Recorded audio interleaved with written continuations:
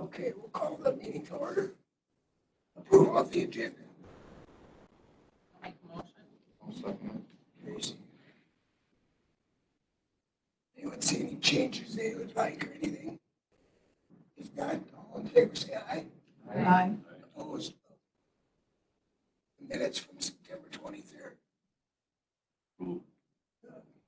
Second. Changes? All those in favor, say aye. Aye. Opposed, the same. Okay. Public comments, do we have anyone?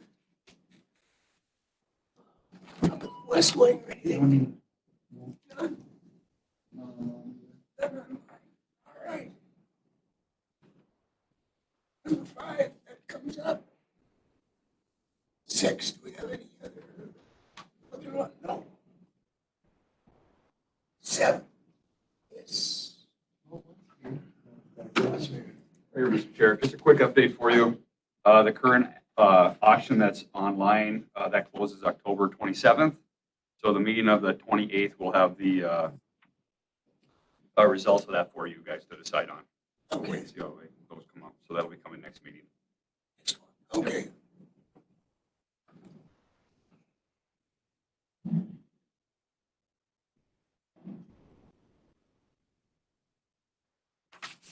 Parks. I'm here. No, Oh, you'll do that, okay.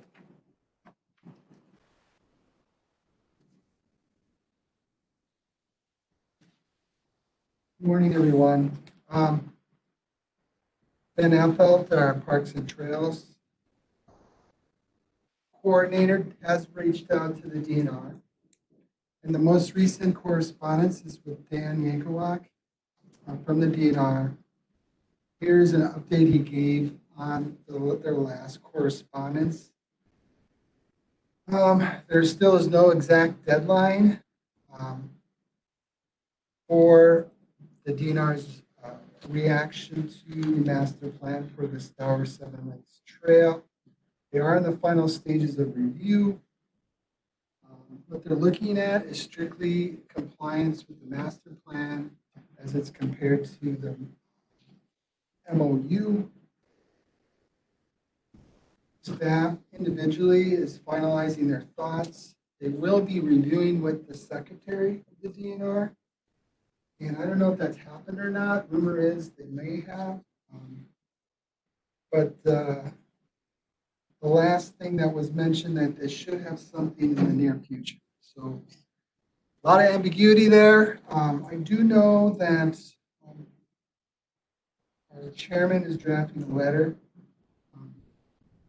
That's all right to share with you, and we'll be sending that in collaboration with Malia to the DNR to encourage a decision.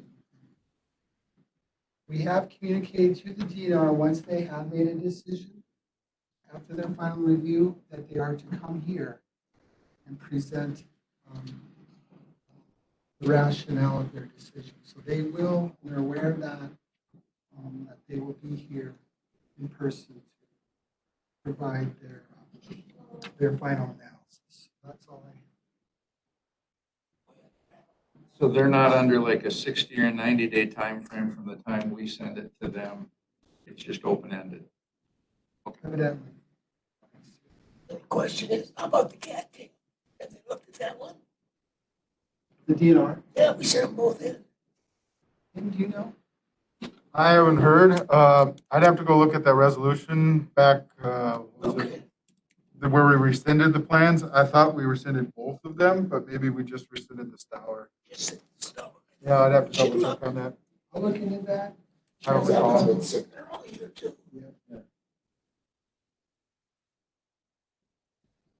Look into that and have a report for you at your next meeting. Okay. The cat. Any other questions? All right. Thank you. We're ready for you, Mark. Good morning. A couple of items to cover today. Jim, if you could jump right to What would you like me to share, Mark? the McKinley land purchase. So some of you guys have seen this already. Essentially was contacted by a landowner to see if Polk County would be interested in purchasing a 80-acre parcel. First couple of slides are just to get you orientated where we're talking. Everything in green would be the Polk County ownership, and that red spot would be where we're talking about purchasing roughly 80 acres. Next slide, please. Zooming in on it, I'll zoom in one more, but the property that we're talking about does lay within the Polk County ownership, essentially north of 277th Avenue and east of County Road 0. Next slide, please.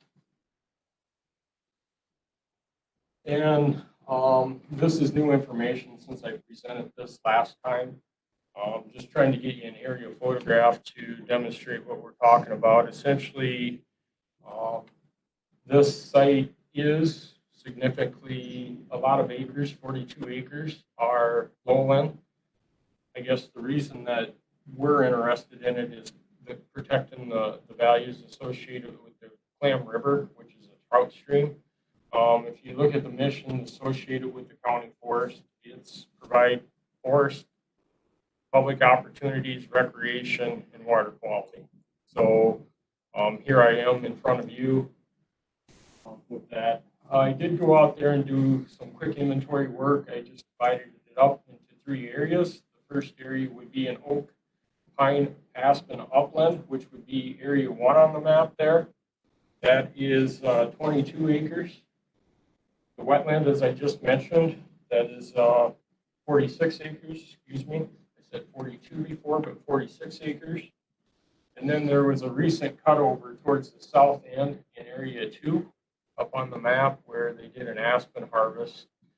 And this does fall into meeting, more, which I'll get into later, more timber base for the county. But there again, the timber is not the driver in this land purchase. It would be the values associated with Clam River.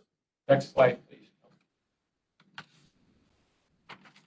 Pictures never do justice, I guess, to what we're looking at, but I did want to provide some opportunities of what we're looking at the best I can using pictures, etc. So the first upper left picture basically is we're kind of overlooking the Clam River. I guess I have to apologize. I could have put on some waders and got a picture of the river, but I really didn't much feel like going in chest deep in the water. So you're looking west towards the upland, towards the Clam River. Second picture is just basically an example of the aspen and oak in area 1.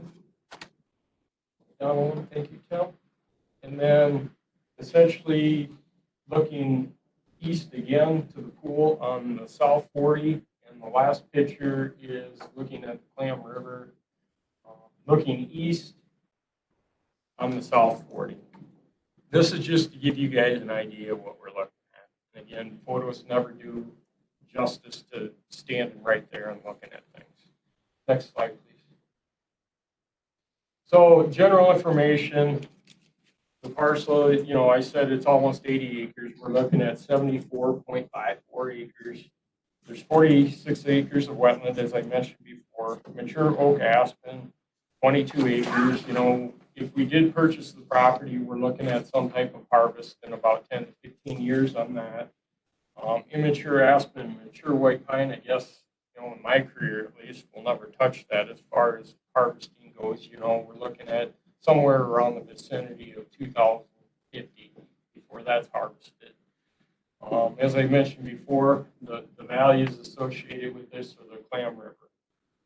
So we just went through the 15-year plan, and one of the things that we decided was a list of what we're going to prioritize, I guess, associated with what properties we're going to go after. And this is not an absolute rule. It serves as the guidelines that I'm not bringing every piece of property that I get a phone call on, hey, would Polk County be interested in purchasing this? This is just a way to prioritize what I'm coming to the environmental services meeting to get permission to proceed, I guess. So I am kind of paraphrasing the 15-year plan, but the gist of it is, are these, I'm not going to go through every one of them individually. I'm going to go over them quickly, I guess, but this piece of property connects the Polk County forest boundaries. It fills in a gap in our ownership and avoids landlocked pieces. So that's the first value it provides. The second one would be we're protecting water quality. Those are the two main drivers. Well, we have other things that we listed here, and I highlighted lands are considered a high conservation value. This is a piece that conservation entities such for the Public Lands Trust is interested in helping us procure these lands. So I'm categorizing that as it fits the definition. I would also argue that lands threatened by private development, I mean, this is arbitrary. You may think different than me, but I would suggest that any 40 out there next to the county forest is threatened by private development. Once a 40 has a house or a building on it, it is much more difficult to get these funds associated with Knowles Nelson stewardship. We're looking at tearing down a building. Much more difficult to acquire these properties. And, the big thing that I'm here today is you guys kind of need to make a decision on, does this purchase impact the tax rolls within the county? I did reach out to the town of McKinley, and they don't have a problem. They don't see it being a burden on the town of McKinley tax rolls. They're good if we proceed with this, but the county still needs to make a decision whether they foresee this being an undue burden to the county tax roll.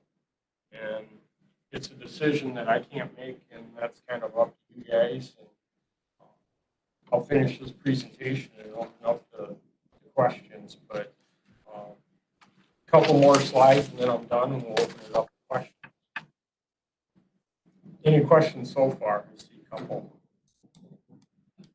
We'll proceed then. So this is what I know.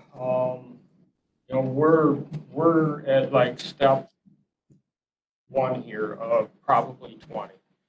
So if I have permission to continue with this, the next thing that needs to be determined is the actual purchase price of this 80. And to qualify for some of these grants that I'm about to talk to, it's based upon the appraised value. So that would be step two. Well, step two would be getting county board approval in addition to your guys' approval to proceed. I guess I don't want to spend money on an appraisal until I have the whole blessing of the county board. And, I've kind of got this landowner on hold. He's willing to work with us for a certain time. I mean, he doesn't want to wait around for probably a year. The land is for sale. I don't know for how long, but it is on the open market. It could sell. So I'm just trying to move as fast as we can to try to acquire that if that's what we want to do. So how do we finance this? I guess the route that I'm suggesting is I'm working for an entity associated with the Trust for Public Land. The reason I'm working with them is they would front the financing. There would be no money out of the county coffers, or I'm not asking for additional money at this point in time.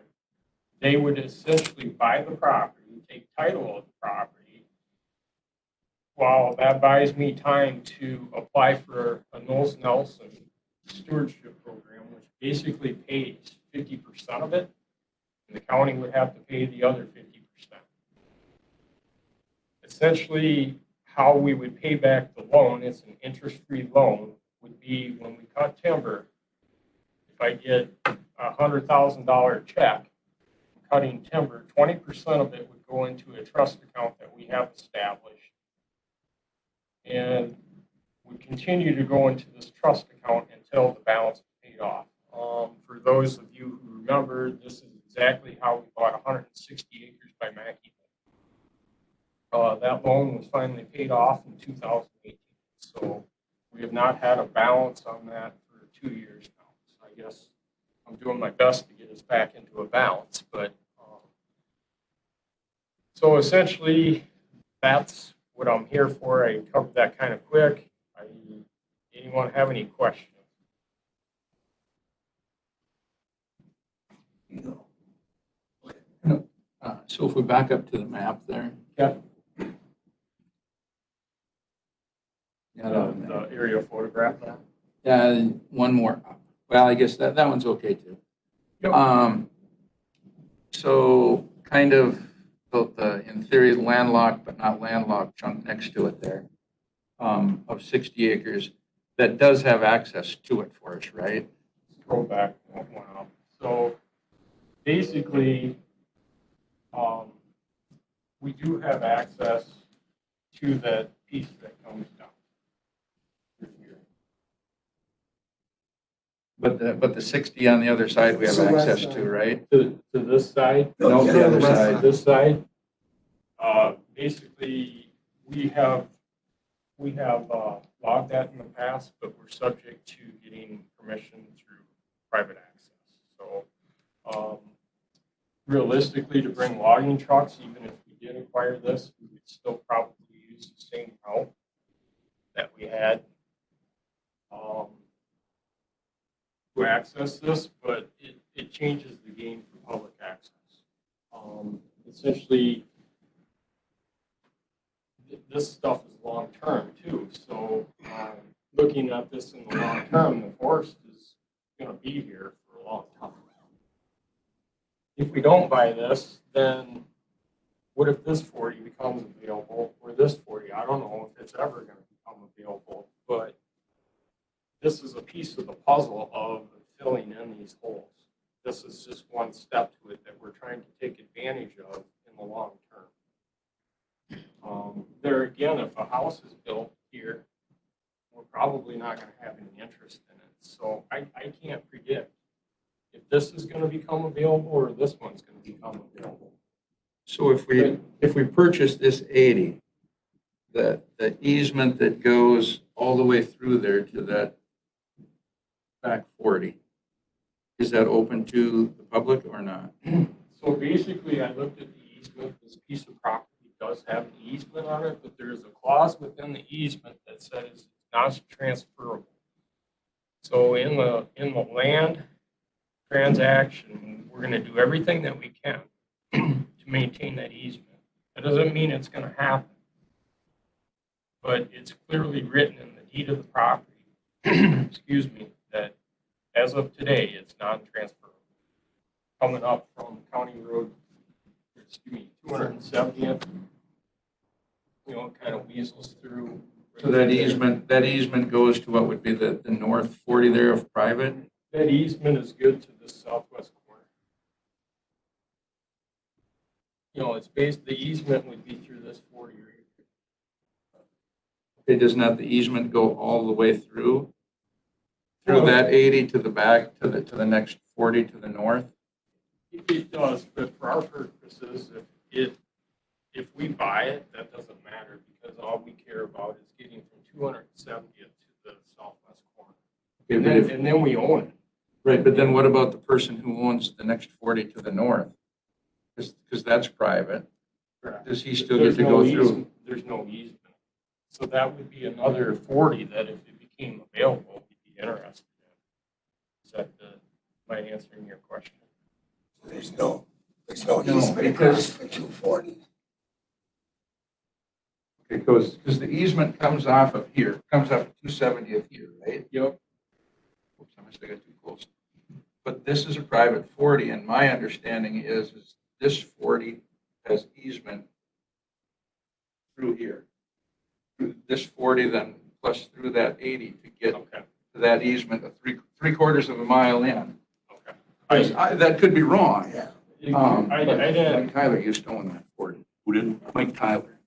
Oh, is that the one? Yeah. the one that would be north of that, and that's my understanding is that easement goes 3/4 of a mile deep to get to that 40, because otherwise that becomes a landlocked 40. I guess I don't know. I'll check into it. So basically I pulled the deed on this 40, these two 40s. I did not pull the deed on this 40, which that would be recorded on. So I have to pull. Yeah, I'm not even sure who owns it now. I know who used to own it. But that's the way it was. The easement went, I'll say 3/4 of a mile deep for that, for that individual. Okay. Because otherwise, without that easement, it becomes, we would be creating a landlocked 40 by not, Unless they have an easement off of the other road, that county road on. County Road O. Yeah. Yeah. I guess I don't know, but I'll check into that.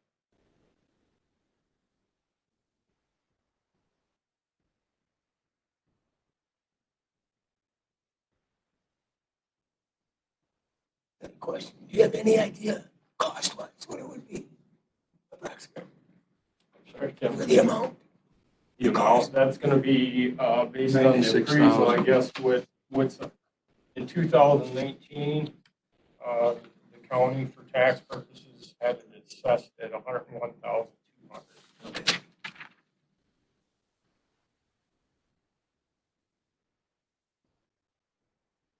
So that's what we would be paying for. We would have to get it appraised if we're going to explore this grant amount. And then, basically, at some point, we're going to have to go into negotiation, of which the appraised value is a starting point. So, Do we know what the listed amount is? again, this is like step one of 20. So, But it would be, I think you said, if I caught it right, 10 to 15 years before there would be a harvest of any type on. correct.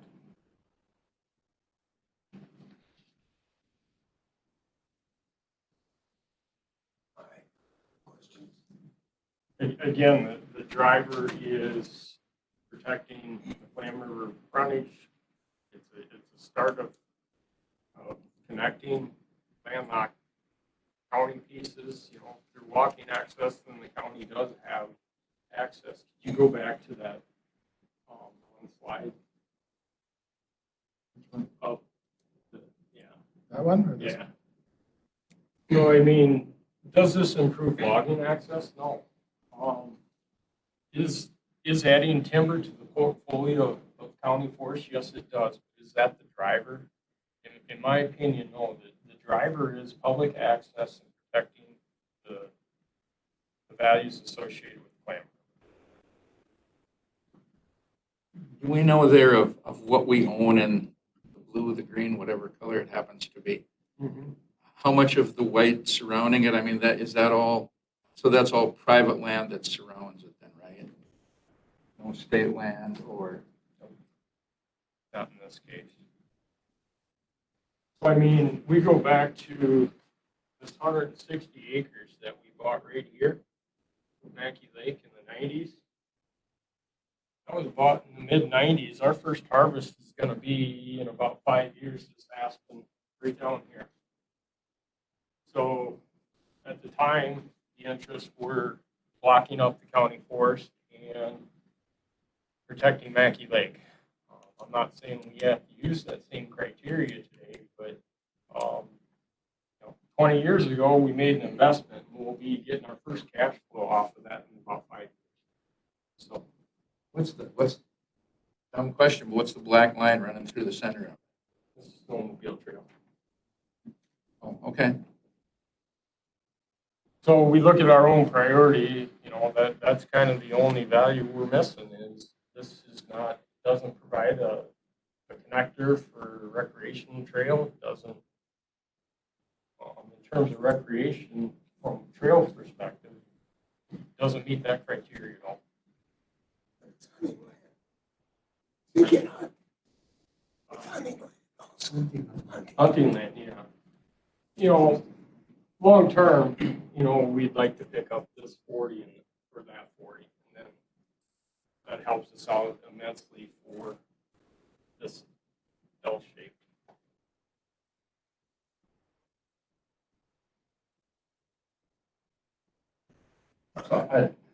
Maybe this is an appropriate time for this question, maybe it's not, but a chunk that big surrounded by all private land. Because I have a DNR chunk right across the road from me that's in McKinsey that's kind of the same way, and I'm afraid the county is becoming like the state. I mean, 40 years ago, I could drive to 2 or 3 spots and I can cut the woods in half, and now no one hunts it because they can't get to it anymore. And I fear with a chunk that size, when we're keeping people out of it on ATVs, UTVs during hunting, fishing, trapping season, we're keeping those, we talk about public opportunity and recreation, but we're keeping that away. I mean, if nobody's going to go back and shoot a deer in the center of that woods for the most part and be able to drag it out. I mean, I have a brother who's 65 who would love to go sit on the McKinsey Creek River again, but he physically can't because the DNR has shut the road off that, we used 40 years ago. I guess I would like to see if we're going to, spend taxpayer money at the end of the day, because we're going to end up paying 50,000, give or take, out of timber sales, which is taxpayer dollars. I would like to see us open up these big chunks of county land so that people could get into it and actually use it for recreation, because we can think there's recreation, but I sit on 2,000 acres of state land and there's no recreation because nobody can get to it. So I just think we need to open up not just chunks like this, but chunks everywhere. We've got all of, most of Sterling Township is in the hands of the county, or big chunks of it. And I think we need to look at opening it so that people can get in and take advantage of the public opportunity and the recreational opportunities by having the ability to get into spots like that like state land next to me and this county land is so big, there's really no way most people are not going to be able to get in and recreate and actually use the land like it should be. And at the end of the day, it's theirs. It's mine, it's yours, it's everybody's land. And I think too much we're becoming like the state and saying, no, we don't want you to use it. Because that's what I see the state having done over the last 30, 40 years, is shutting these big, huge chunks off. And now there's very few people who are willing to walk a mile in to drag a deer out or whatever, go fishing, whatever it might happen to be. I would like to just see us look at opening these chunks up and letting people in so they actually can recreate on it. Basically better trails. Well, just not even necessarily trails, but I mean, the county and there again, the state, but we're at the county level. There's a lot of logging roads, a lot of skidder trails that are wide open that, that somebody could run an ATV, UTV down. And then, yes, I think, the trail groups that we have now, the two of them, the TAG and the four-wheeler committee, I mean, I think they should be looking at opening up offshoot routes off of county and town roads into chunks of county land to open up, specific four-wheeler trails, to recreate on. But I think outside of that, we should be looking at just opening them up and saying, in trout season, if you want to, I don't know, is that the clam that runs through the Mackey Lake chunk there at some point? I mean, if you want to get as close as you can with a four-wheeler on a skidder trail and a logging trail with a four-wheeler or UTV, go ahead, because in that case, it's going to save you a mile and a half. Are you going to walk a mile and a half to go trout fishing? Probably not. But if I could take my, four-wheeler in there and get to within a quarter or half a mile, maybe I would go trout fishing. Type of thing. So, I mean, just to respond to that, I guess, all of Polk County Forest is open to the public. And whether we do it through pickup, ATV, I guess right now the policy on the county forest is ATVs are only allowed on designated trails only. So what does that mean? The Sterling Loop is the only designated trail on the county forest. So this leads to another discussion. But right now, this 285th leads to a small parking area right here.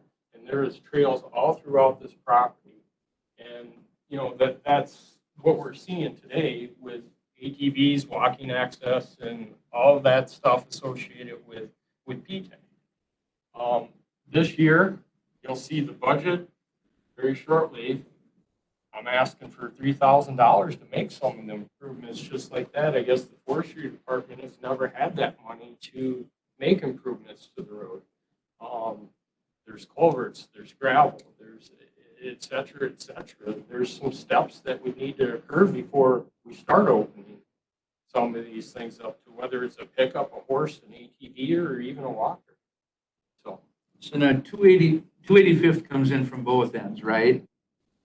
Comes in off of Owen and comes in off of whatever. Right here. But, yeah, those are both town roads, are they not? Yeah, correct. The township maintains those roads. Okay.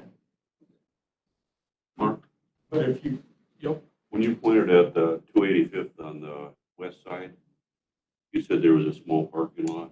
Yep. I've been down there halfway, but I don't go the whole way down, or didn't. I just never drove in there that far. Yep. It looks like there's a private space in between the two. You know, the white. It's just a gap in my GIS layer. This road goes, It comes right up basically, to it. the road goes to about right here. Okay. And it'd be roughly 300 feet to Mackey Lake. The road, you know, you can't drive a pickup down it, but you can, it's wide. You could drive, not that you can, but you can drive an ATV right down to the lake.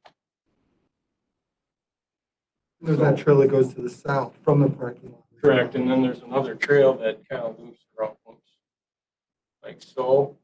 There's another trail network that loops in through here.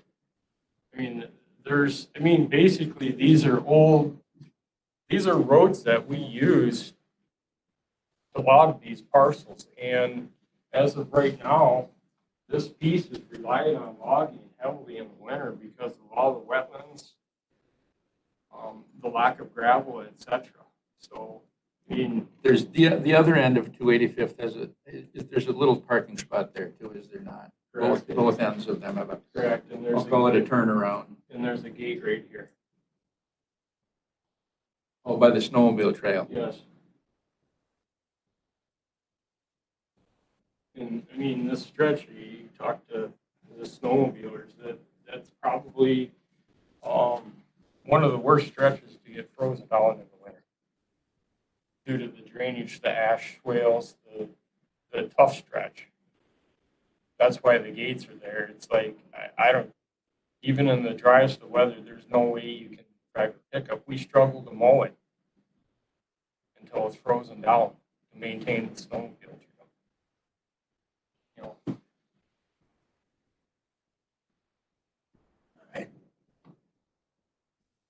Well, I see where Brad's going because I live close to McKinsey and we hike there. We don't my bikes there all the time, but the potential for this piece is what I see in your explanation of how it can get paid for.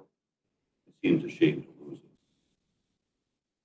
yeah, I mean, that's just my opinion. I'm throwing that out. you know, Especially if there's a trail just to the north that circles Mackey Lake, you're only a half mile away then. yeah, I mean, they wanted to make a trail through here. I mean, is that possible? Yes, but I guess it's just as not simple as opening the gate and say, have at it. It's, I mean, this is kind of, I'm getting off task here associated with this piece, but, you know, again, the driver of this piece would be public access to 60 acres we already own. All right. Any other questions? So the first step, we want you, let's go back to that list. There's What we a got? appraisal. The appraisal. Does it have to go to county board before we appraise it? Yeah, so basically, this process is kind of on hold until, I can't take any further steps until I have your guys' blessing to proceed as well as the county board. So, Doesn't have to go through finance because it's general government. so The county board has to approve moving forward too, not just this committee. yeah, so I would have to come with a resolution, again, a 20-step process. We're in step one here, so. We go to general. And then it would go to general government because it's a finance issue too. I guess that's up to, yeah, it would be, I guess it would. Yeah, I guess I would think so, just because it's a money issue, but Yeah, it has to. even though it isn't a, The money issue. yeah, it isn't necessarily a budget issue, is it? Because, I mean, the money isn't coming, it isn't like we have to budget for the money, so, you know. We have to, yeah, we'll have to pay. But it has to be accounted for through the timber sales. There wouldn't be any budget line item for next year or anything. It would be- So we should have a resolution to move to the full board to move on, is what we need. So if that's your wishes is to proceed with this proposal, that would be the next step is prepare a resolution that you quickly approve the next meeting if you're in support of this, and then it'd have to go to the county board. If the county board approves it, then I'm on the horn with an appraisal company, Okay. as well as some type of conservation organization to procure funding. And I start writing the grant for Knowles Nelson. So how long is, let's say, it's November meeting when the county board says, yes, proceed forward. So from the middle of November, let's say, how long is the process to, having the money or the okay from Knowles Nelson to say, yeah, it's go, or, doing all the steps that you have to get to from the middle of November to saying, purchase of property kind of. Best case scenario, 9 months. Worst case scenario, 2 years. So, So for instance, the worst case scenario would be there's certain deadlines when you need to have the application. And if you miss that batch, you don't make it until they discuss all of this. They don't discuss it on a weekly basis. They approve these Knowles Nelson stewardship grants at batch dates. So depending on when we get our application in, it could be right away, or we may have to wait 6 months before they even review it. That's, all we can do we know when, do you know when those dates are? I don't off the top of my head. Okay, but I mean, they're out there. They at least tell you it's January and July or something. Correct. Okay. That this fellow wouldn't wait, he didn't want to wait a year. If he's locked into our system, is he gonna with us?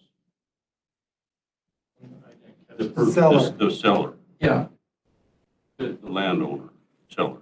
Yep. You said that he didn't want to wait a year. He's got it on the market. At what point does he say, yeah, I want you guys to have it? See what I'm saying? because that was my next question of, I guess for the individual selling the property, if he gets an offer that he's comfortable with, he's going to move on that regardless of what we decide here. Basically, he contacted me and he's like, this makes sense. You would be a potential buyer. And it's like, well, understand that there's a process that I have to follow. I have to take it to committee and county board, and that takes time. And basically, he doesn't want to wait 2 years. He's looking for a commitment from us. I think he's willing to work with us, but he's not going to wait a year. So the question is he going to be able to move the property before we do? I guess that's the game we play. I And guess, just Well, a follow-up to Doug's question is, I guess my concern about the whole process is that we pay for it to be appraised, we agree on a price, but before somehow or another we get the funding, Tracy swoops in. I mean, somebody else swoops in and buys it, and we've paid for it to be appraised and, and done all of this. Is that kind of where you were headed, Doug? I'm following what you're saying. And that's, Just what is an appraisal? Has anybody got an estimate of $1,200. $1,200. 1,200? That's what he has in here in the packet. Oh, okay. I mean, anywhere from 800 to 1,500, somewhere in there. I think it's worth taking a chance. So yeah, I guess, is that a risk? Absolutely. Basically, if I get a solid answer from the county board, I'm gonna be signing a letter of intent that we're gonna be approving this. So if we're serious about this, after county board, we're making a commitment and I'm moving forward and I'm gonna communicate that to the owner. So I'll do everything that I can to prevent that from happening, but we don't own the property. And would that happen? Absolutely. but if we signed a, I don't know what you call it, a letter of intent to buy or whatever, then would he be locked into selling it to us in that certain time frame of, I don't know if it was 6 months or? And that's exactly why I'm getting this conservation organization involved, because they serve as, they can operate almost as quickly as you and I trying to make a land transaction occur. So that's why I'm getting this conservation organization involved to speed up that transaction so that what you guys are talking about right now, it doesn't eliminate it, but it minimizes it. They're able to move in a month or two once they have a commitment from us. They have the funds, they have the real estate horsepower. They take title of the property, and then we purchase it through this conservation organization. That's why I'm involved. So he could get the owner, they could get their money January, February, let's say. I mean, if this outfit is Best case purchased. scenario, the owner could have it by December. Okay. That'd be all the stars aligned. Oh, yeah. More realistically, January, February. Which isn't really out of the line from me or you buying a piece of property. I mean, yeah. But to answer your question, yeah, could we do an appraisal and So yeah, does- that could happen. Would this then automatically have to enter the forest program or whatever? In my opinion, if we don't enroll it in county forest, I don't know what we're doing. Basically, to answer the question, if we were to enroll this in a park, then we're paying 100%. Okay. Well, my only thought was I mean, we had to, when we took the 2 acres out or acre or whatever it was out for the tower, we had to swap land, but we're down to the point where my understanding is we really don't have any land to swap anymore because it's all in the forest program. Right? For the most part. And that was my only thought of it. If this could stay out, then down the road, you've got that land to swap because we're pretty much out of land to swap, but then we would have to pay the full price. Why don't we save that discussion for chapter 400, which I did get the forest plan back from the DNR, and everything was good except for that chapter. So let's save that conversation. Yeah, no, I'm for fine. next week. And there's the gist of it is can we withdraw properties? Yes, but there's a procedure we have to follow. Okay. No, then that was my only concern with it. I was looking at if we could have 80 acres that wasn't in, we always had something to swap back out because we're getting down to nothing to swap, then pretty soon you can't, you're tied into doing nothing because when you need to. But, Yeah, good question. Can you do land swaps? Yes, as long as it follows the procedure outlined in 2811. but we don't really have any land to swap anymore. Jim, could you go? Brad, I'd like to swap the one that's in Georgetown or Johnstown that's landlocked. There's an 80 there that you So- can't even get to. Hypothetically, if this landowner was willing to swap this 40 for this 40, we can do that. Right, but when we swapped for the tower, we had to put some land back into state. Only because our procedures in the plan said that if we sell property for a cell phone tower, 2811 says cell phone tower spurs a withdrawal from the county forest. That's 2811. In our plan, our previous 15-year plan, what was written in there was we will replace it. Okay. I'm good waiting until 400. I was just looking at So having some swappable land, that's that all. language for cell phone towers does not exist in the current 15-year plan. That's what spurred that. The DNR said you got to follow your own plan. That is not in the current 15-year plan. So what do you It's need from us today? What do you need from us today now? I'm sorry. What do you need from us today? Do we need to make a motion to get Motion it? or, Correct. I make a motion, we move forward with this plan. I'll second it. Next meeting, I'll have a resolution. You got to vote. Say aye. Aye. Opposed? Next meeting, then I'll have a resolution, and then I'll have to go to county court. You don't have time if you get the resolution. Well, we could, next week, Chairman O'Connell, the General Government Committee is meeting 20th. If we could draft a resolution for that, or is that not appropriate? You know, that general government meeting is an hour prior to, Oh, so, and we're gonna be talking budget. I don't know that I wanna throw in more items on top of that. start them at 4. So then that would work because Okay. we would have one meeting before the following or subsequent General Government Committee, which is November 5th. Okay. Yeah, we could bring a resolution to the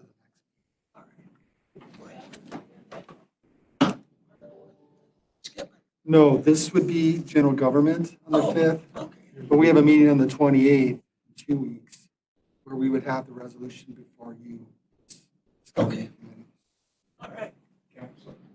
And one final thing, could you go to the resolution associated with variable acreage here? Essentially, we talked about this last week also.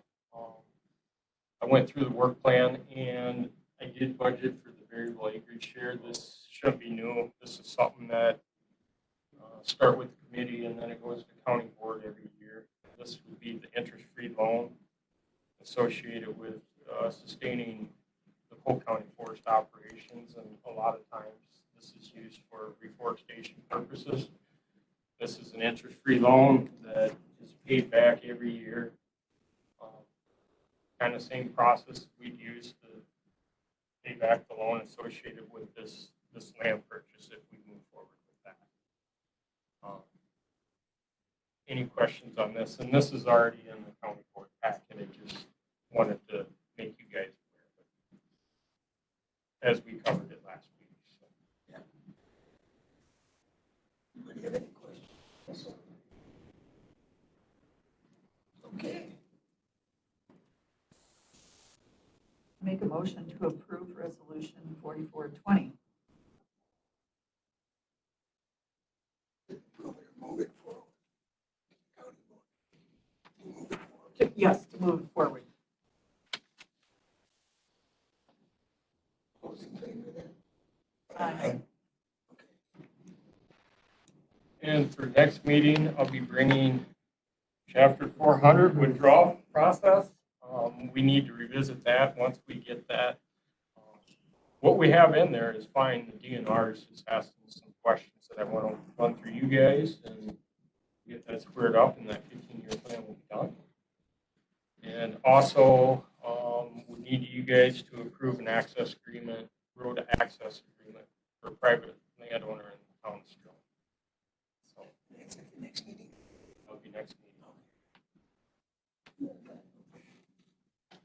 Thank you.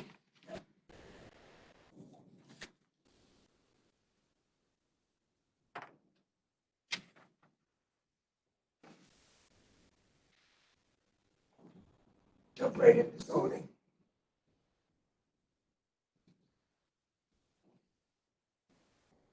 Mr. Chair, do you want to wait for that until 10 o'clock?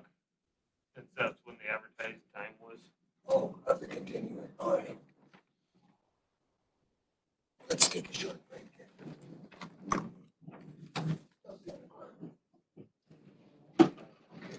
Come sit with Nance. You know,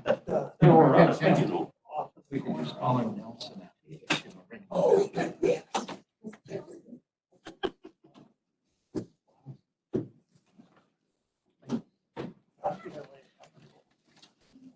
All right. What are you gonna do? Yeah, you're right. So do you want me to reopen this public hearing? Yep. Okay, so we'll reopen the public hearing at 10:04.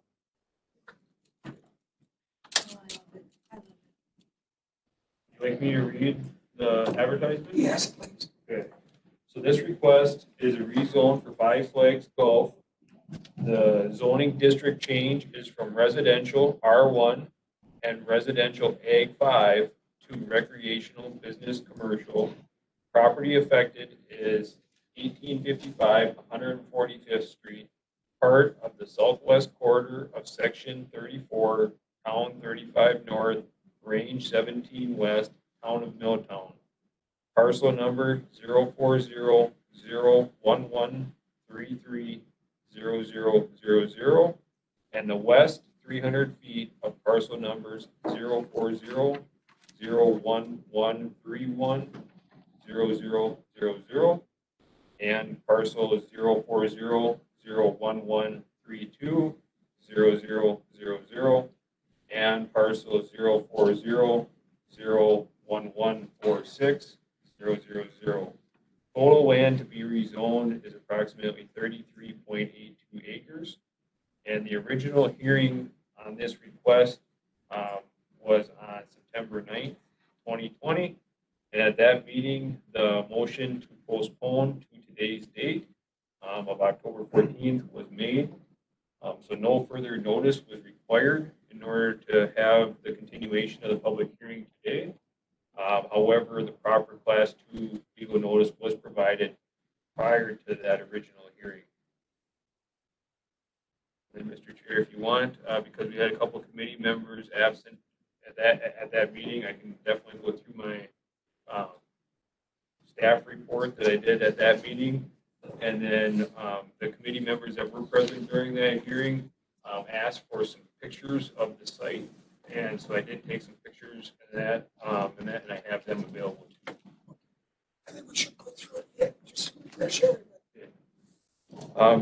So the proposal, can you bring up the GIS map, Tim?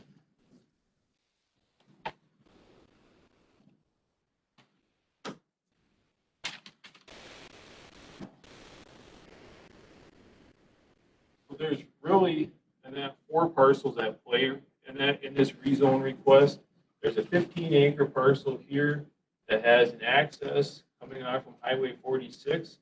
And that is where they're planning on bringing in the driveway and that to serve the campground, if it's proposed or granted, sorry.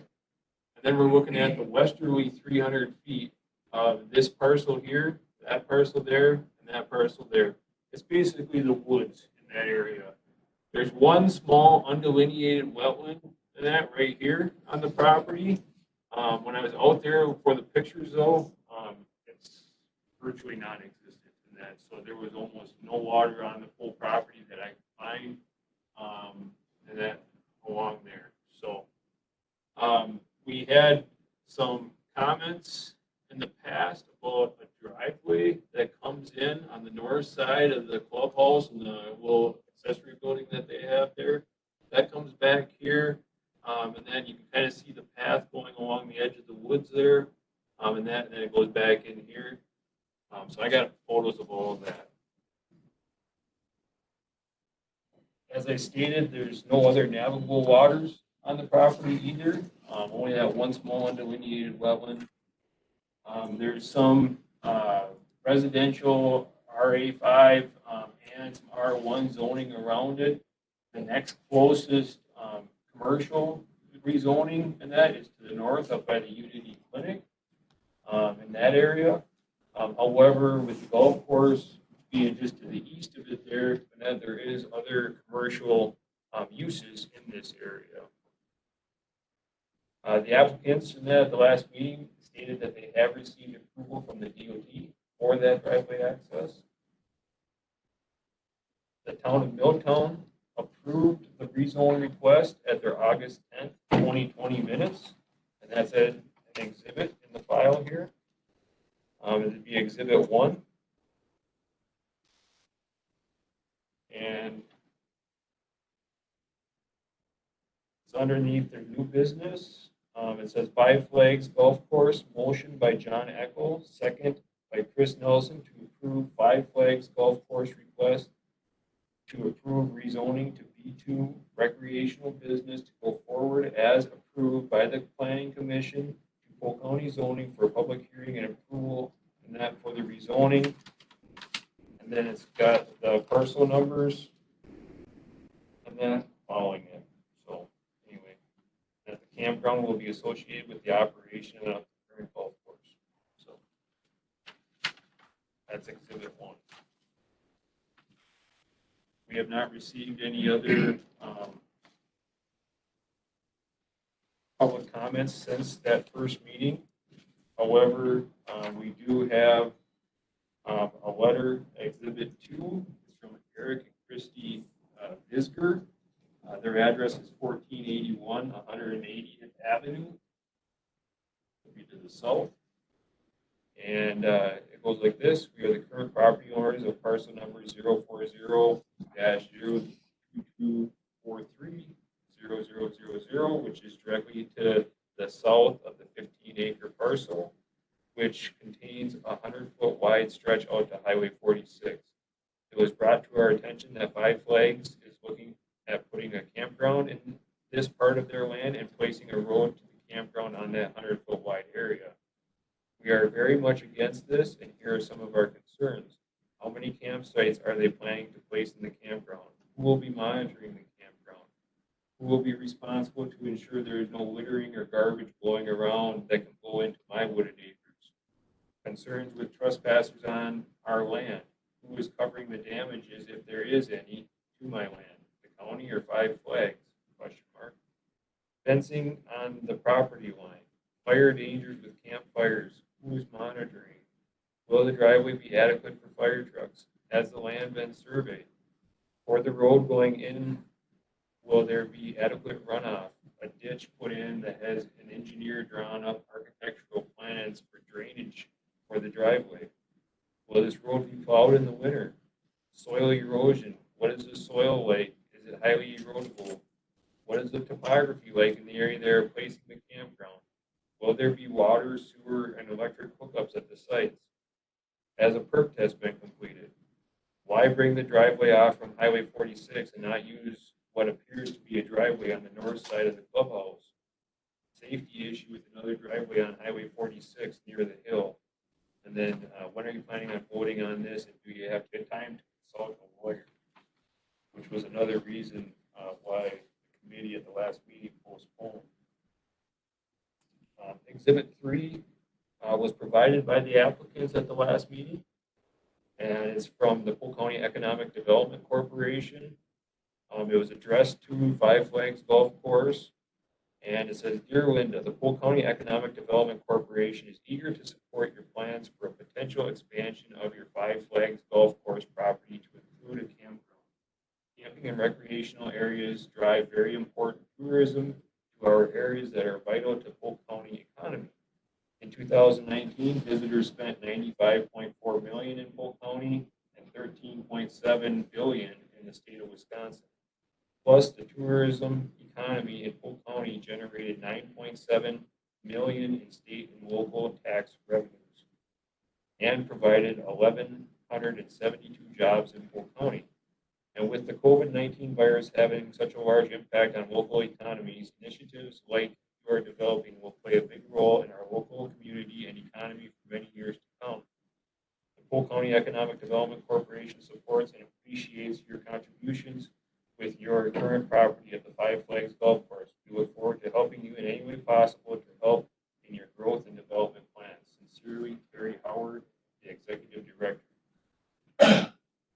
That sums up the exhibits.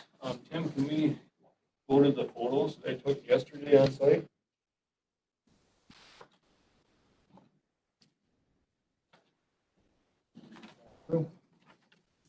I'm sure, yep. I can probably.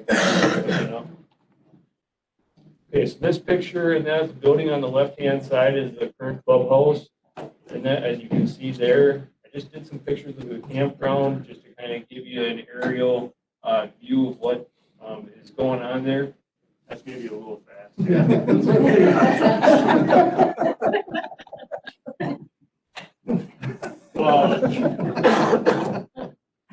What this is here is this is the accessory building out there that they have currently.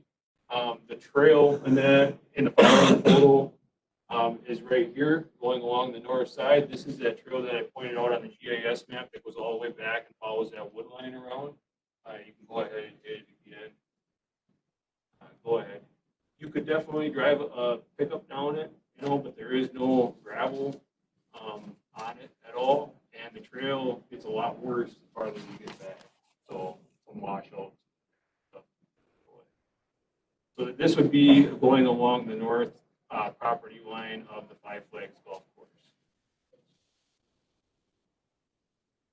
It's quite long, probably about a quarter of a mile long. Jason, Just on that's the also the driving range. I'll let you bring that up and that, but yeah, hold on. So,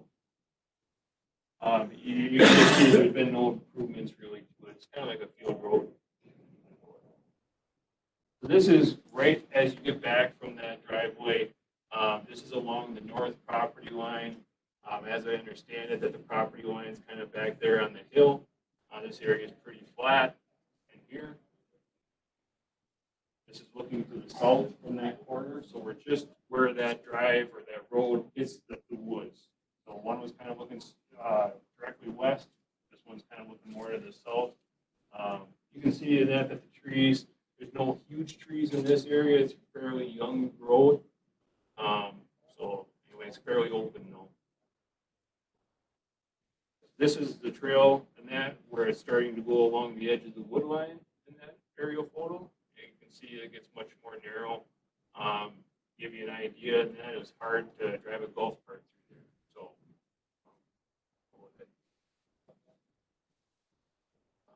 this here and that, the property line, it's difficult to see, but there's actually a fence line right back in here. And that's before you actually get much onto that 15-acre parcel. So a little bit of hill, but still, again, fairly small tree coverage. So here's that same property line. This is probably the worst topography on the whole lot. And I'm thinking that this might be where that little wetland area could be. It's fairly steep in here. Of course, that would probably not be able to be developed for a camper. That area, they'd have to work around. So, go ahead. This is right by, just a little bit to the south, and that where that property line is coming through, and right here, it's going to go this way. I think you can even see some of the fence going through. So it's going that way now. That's right on the corner of the 15-acre parcel.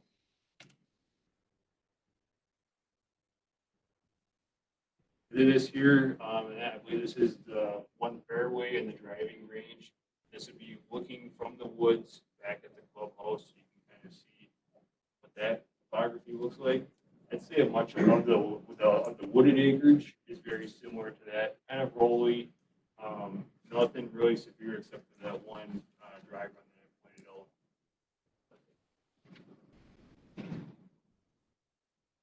That's right at the property line too there. This is a little bit farther over. A little bit more understory growth, still no huge topography, still very young growth.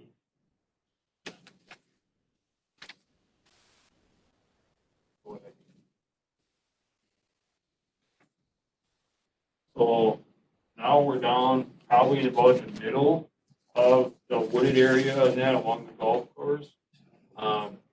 Still kind of flat, not much for a lot of big trees.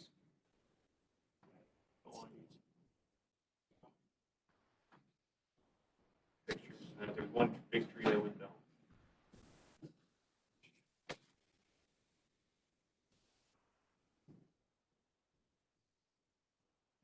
A lot of ash trees. Yeah.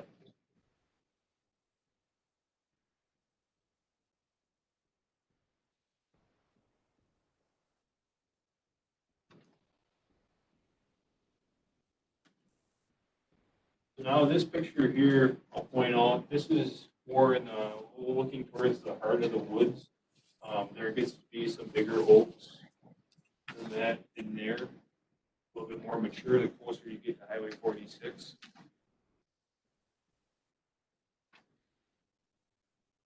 That's probably the biggest hill on that right there on the property. That's pretty close to the south end of the property.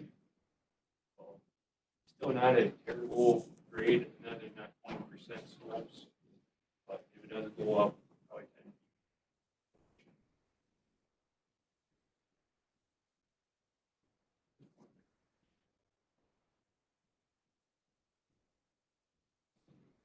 This is along the road. Again, this is closer to that middle point or a little bit south. There is a little bit of a bank there. Sounds like that this road would be used some in that for bringing in campers, but it probably would not be the primary access to bring them back there, that there'd be a new access coming back through, and that this trail here would be mainly for, people going from the golf course to the campground and back and forth, and just driving campsite to campsite, maybe.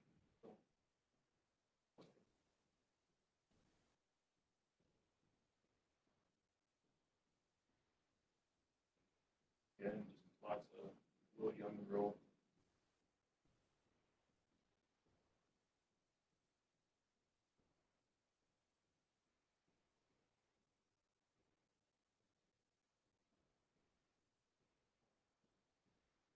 And that rolling hill, rolling topography.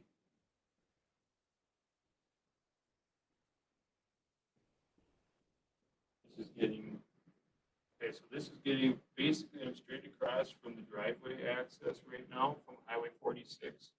This trail here weaves back and forth, and then basically heading east and west though, and it comes out on the 46 roadside. Here's where, that you can see as you get closer to 46 here, we're getting into bigger treetops going that way. Got pictures.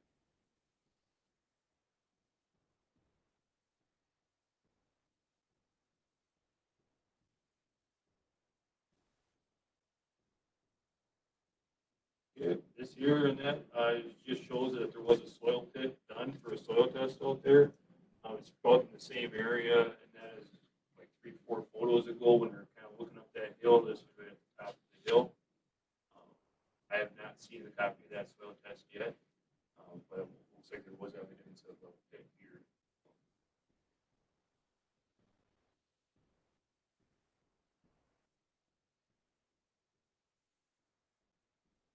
The soils appear to be somewhat gravelly, at least in that area.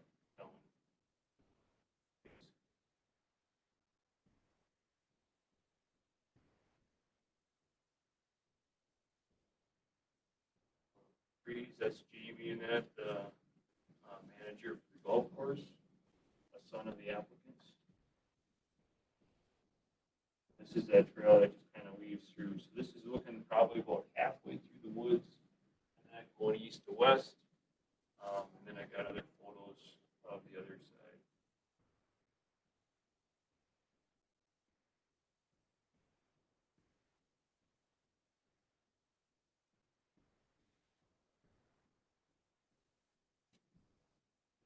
That's kind of looking at the wood line going to the south. Some of those photos that were taken were right down in here.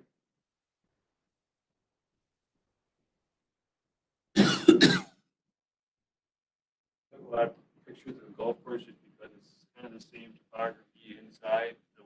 So I think that, you know, if they develop campsites, they'll probably end up looking somewhere for this. Okay, so this is the Highway 46 side. Really difficult to see, but I believe, okay, yeah, so here's an orange ribbon in that on surveyor's stake, and that which is right here. That would be the south edge of that 100-foot access strip that comes out to Highway 46. So I'm standing on the shoulder of the road here, and that's where it goes to the south. There's a survey marker on that right up here, and that which would be the north side of that access strip. That little sign there is marking the highway right-of-way that the state owns in this area, and the right-of-way flares out, so that's why that other lath is farther off the road. Here was the trail that was kind of mowed in, goes right down through here.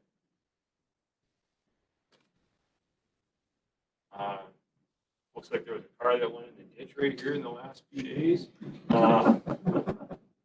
But beyond that, this photo here, the intention is that so that you can see going to the north. Looks like it's got pretty good sight going up that hill. Here's that access to the trail going in right on the other side of that big oak. That trail winds all the way back to those other photos that I showed you. Okay. This is from the driveway spot looking to the south. So a long ways to be clear there. And that's where the DOT said it was okay to put a driveway in there. So, yep, correct, but it's only 100 feet wide. So, yep, I was in about the middle of that access spot there. So, yep. And then it goes downhill from there, it looks like? Correct. So that's definitely, you know, the closest, you know, in that as far as line of sight. And that right beyond that hill would be like Unity Clinic and Unity Schools on the right-hand side. When we look at the other photo, and that, right, I don't know if that's a truck or what, but right beyond that is where it starts dropping down by the store up here, and that going into Balsam Lake. So, yep.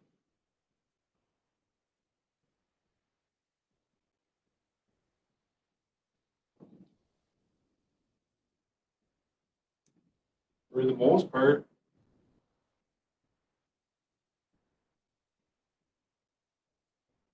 took a mark that it has been surveyed. This is just inside the woods, basically. I'm right by that survey corner marker right now. And that one, basically, this would be where the driveway would be coming through. There is a lot more topography in that and hills in that on the south side of that strip, it looks like. This photo here, it doesn't show much, but there is fence post here. This is probably very close to the north end of that 100-foot access. There's a neighbor that's got a house up in here. The purpose of this picture was just to show that there's quite a bit of understory growth, like a buffer, and that they've got between the Lemire property and their property or their house. So it should provide some screening and that, if you will, of the driveway. This is looking the opposite direction. This is to the south. You can see there's much more topography dropping down. This would be towards Balsam Lake.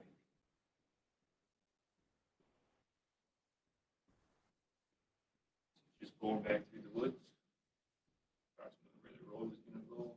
That's marking the south property line. This is the only standing water, but that's on the neighbor's property. That right there. So this is still the south boundary.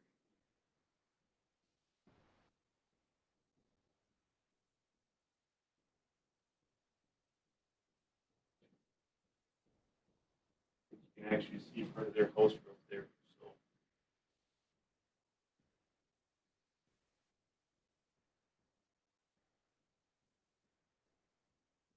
that's basically what I've got.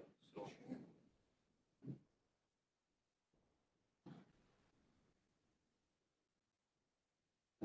Questions on the picture?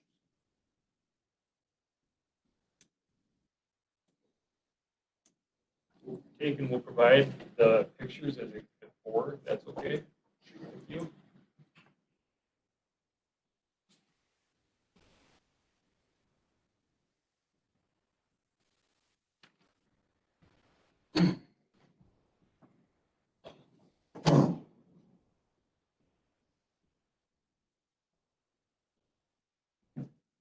Questions?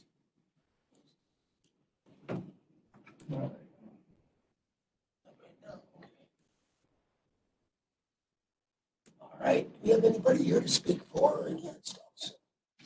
All right, let's get your name and come up. My name is Rodney May. I own the property to the north of the 100-foot strip and to the west of the campgrounds, proposed campgrounds.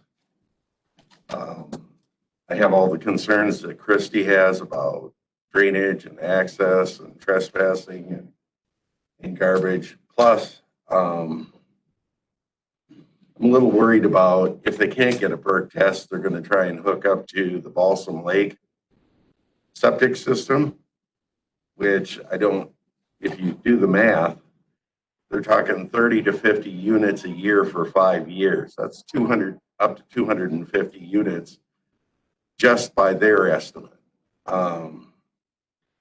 Let's say you got 3 people a unit on a holiday weekend. That's a lot of water and sewer. I don't know if Balsam Lake has the capacity to take on that much more. And underneath that whole section is trap rock. So that whole place is a muddy, slick mess in the spring. So it's not gonna be easy to find a place to put a septic system for up to 750 people. Also, they're already putting that road in to the south of my property, disturbing all the wildlife in the area. There's owls in that area that have had to move north to the woods north of my house because of the disturbances. And I haven't seen any deer or bear that we normally see, every day or once a week. Haven't seen any since this whole thing started. So it's causing some major disturbances. And my other biggest concern is trespassing. We already have problems with, that kind of silliness where people come in. And I just don't want another 750 people deciding that crossing fence lines isn't any big deal. That's about it.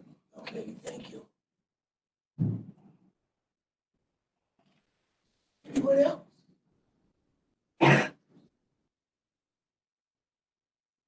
Who's going to say?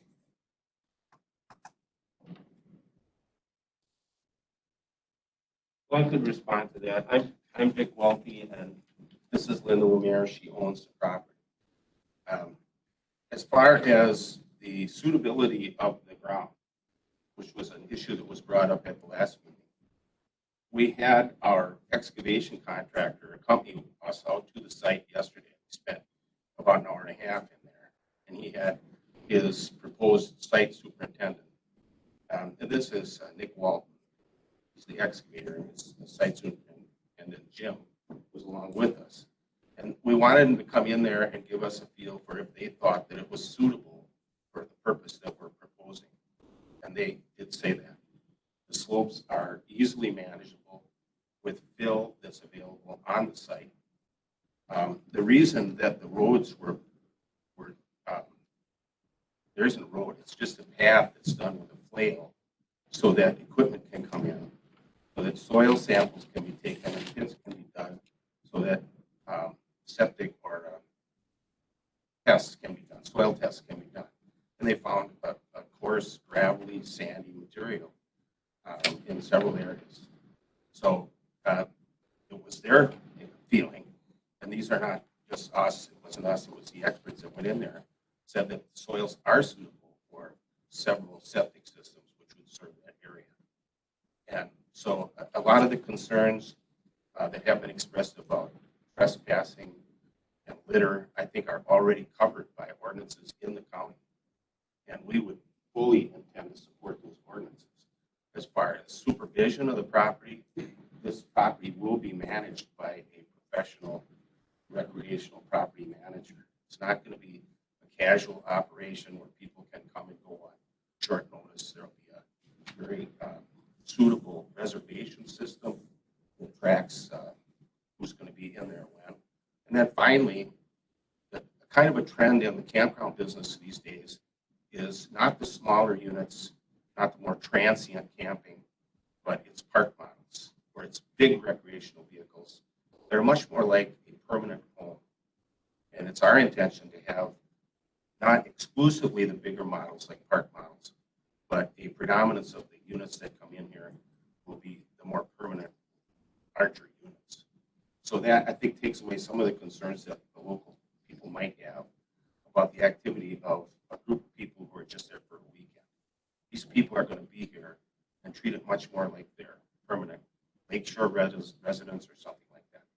So, and it's going to be a well-controlled operation with rules and regulations that will be enforced as far as behavior on the campground site. There will be no fireworks. There will be no loud parties late at night, things like that. So we hope that the committee can allow us to change the zoning so that we can put the park in. Our alternative is the current zoning, which would only allow us to put in a mobile home park. And that, I don't think, is what the county's hoping for. So that's my response. All right, so that more falls on the permitting side, not the rezone. Correct, and that the committee's got to be careful of that. It's not a conditional use, and that, so it's either yes or no. As far as the rezone goes, you cannot condition approval of it. So I think you do have the applicants on file though in that, saying that they would not have that stuff. So, but that's about all farther they can go. So what, As far as conditionally approving. So, what other uses are in that district? That's what we're looking at. yeah, I got that here. Yeah, that, So other uses that would be in the recreational business commercial district, the permitted uses, and that would be, so the allowed uses are sporting goods stores, recreational sales and service, restaurants and taverns, resorts, marinas, including sales and service, bait shops, and miniature golf. And conditional uses would be ski resorts, paintball, go-kart tracks, archery range, gun range, sportsman's clubs, stock car, ATV, and dirt bike raceways and courses, and other similar compatible uses determined by the Environmental Services Committee. So those would be those. Also, under permitted uses, recreational camps would be also permitted. Campgrounds with the conditions in Article 19. That's as far as lot size, how many per acre, that kind of stuff. And manufactured home park with conditions in Article 18. And there may be one single family dwelling unit on the premises, either attached or detached in connection with any of the above uses. So the conditional uses were ski resorts, paintball, go-kart tracks, archery range, gun range, sportsman clubs, stock car races. Those would all require a separate public hearing in order to have those, but the other ones would not. So they're just allowed. that's what we're looking at. They can do any of these. Yep. Okay. But right now, the way it's zoned right now, they could have a mobile home park. And if we make the change, they can have the campground, but not a mobile home park. Difference is just what he was saying, more Yeah. transients versus year-round single-family dwellings.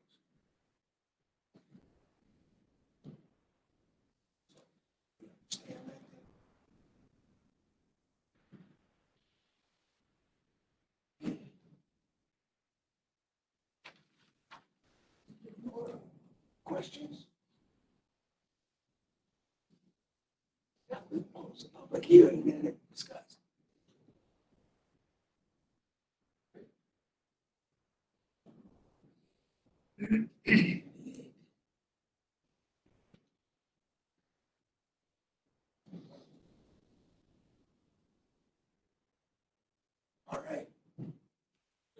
questions? Any? Does the state or the county dictate how wide the driveway has to be? DOT would, and then for the access portion, then after that, it'd be up to them, you know, and that, and probably the actual fire department, they might have special tolerances that they want. And that, when they get back in there, but as far as the access point,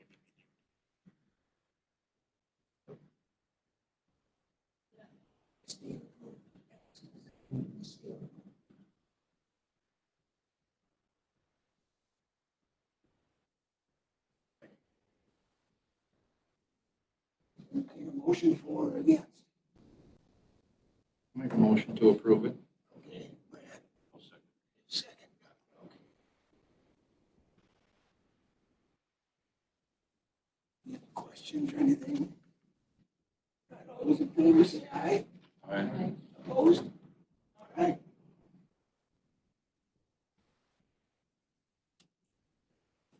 And that'll go to the county board. Do you want to do the facts? I kind of had some from the last meeting, Mr. Chair, that I could just rattle off, and then if you want to add to them. Town of Milltown approved the rezone at the August 10th, 2020 board meeting. Rezone involves 4 parcels. The proposed access will be located off of Highway 46. Property is currently zoned residential Ag 5. The campground is an allowable use in the recreational business commercial district, and that the DOT approved the driveway permit.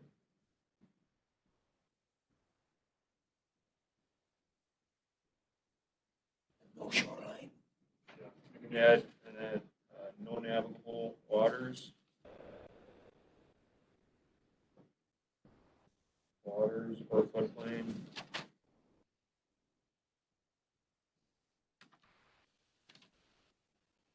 Possibly one small wetland. One.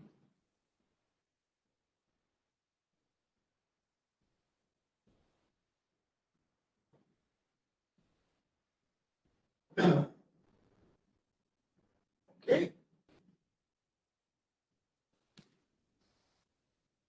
Anything else we need? Conclusions in that, I just had town approve the rezone, properties close to the village of Balsam Lake, several properties close by are commercial use. Then you could add that follows Polk County Comprehensive Plan. So,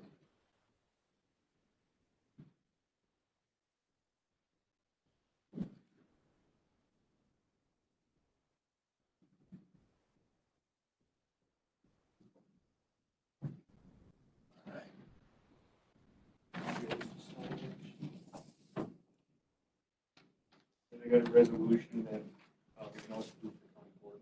Sure.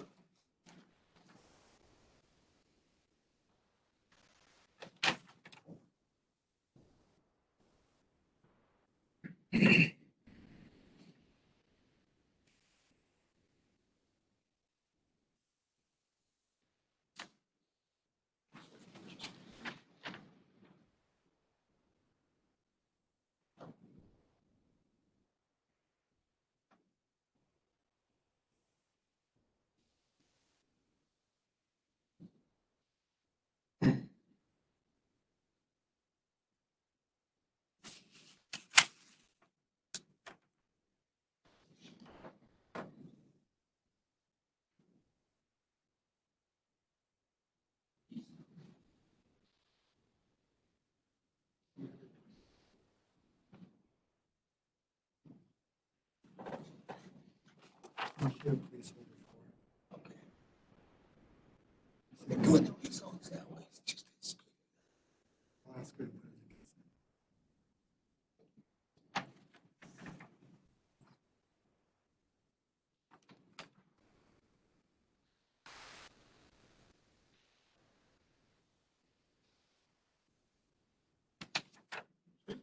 That's it. all right.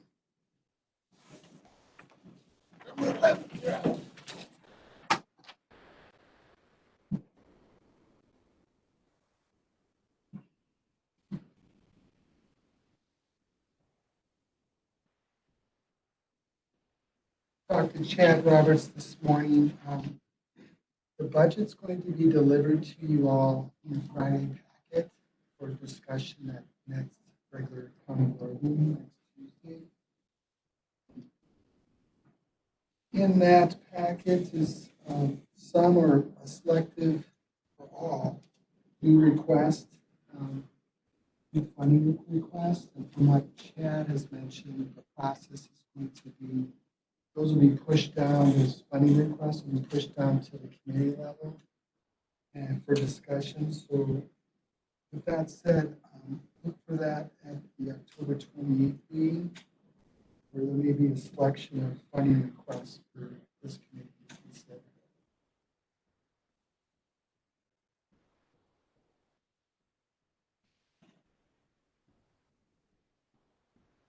So I have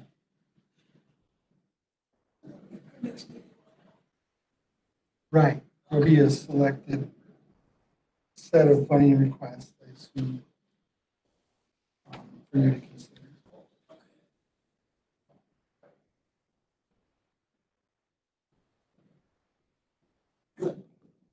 Next one's the Zoom deal. Sorry? They're here. They're here. Yep. They came in person to present on their photovoltaic proposal.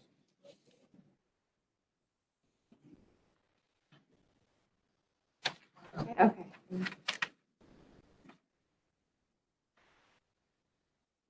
Right, they made me keep my mask on, so I apologize. I'll have it on the whole time. But I might need to take a couple water breaks throughout the presentation as I go. Hi, everyone. Oh, so I brought some materials and they're just some project-specific economics as well as the location and just a general overview and some solar frequently asked questions booklets, so you can have those at your disposal, and I can certainly order more if there's interest in having more just in the county government building from time to time as people come in.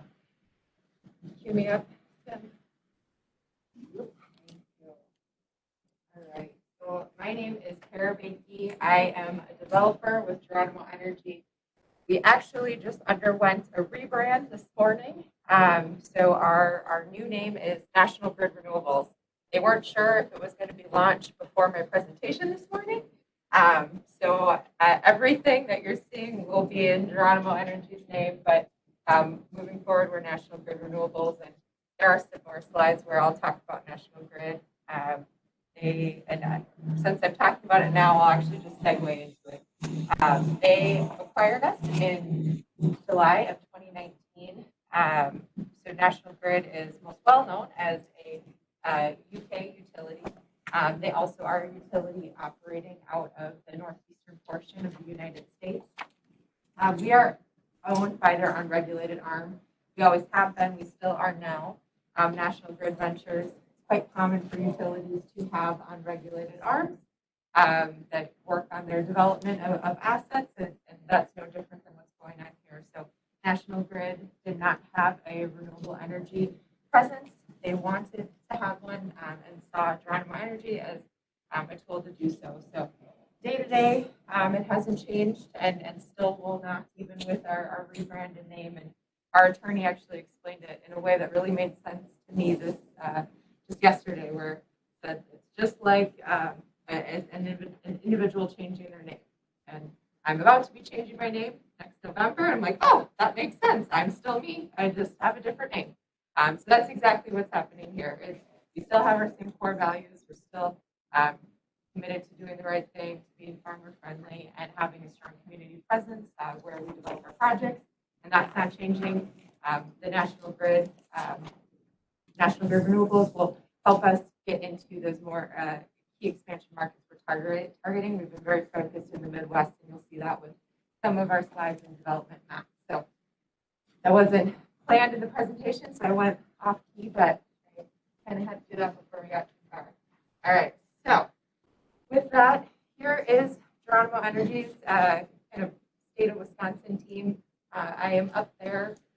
Amber and Jenny are two permitting specialists that help assist with our developments in the state.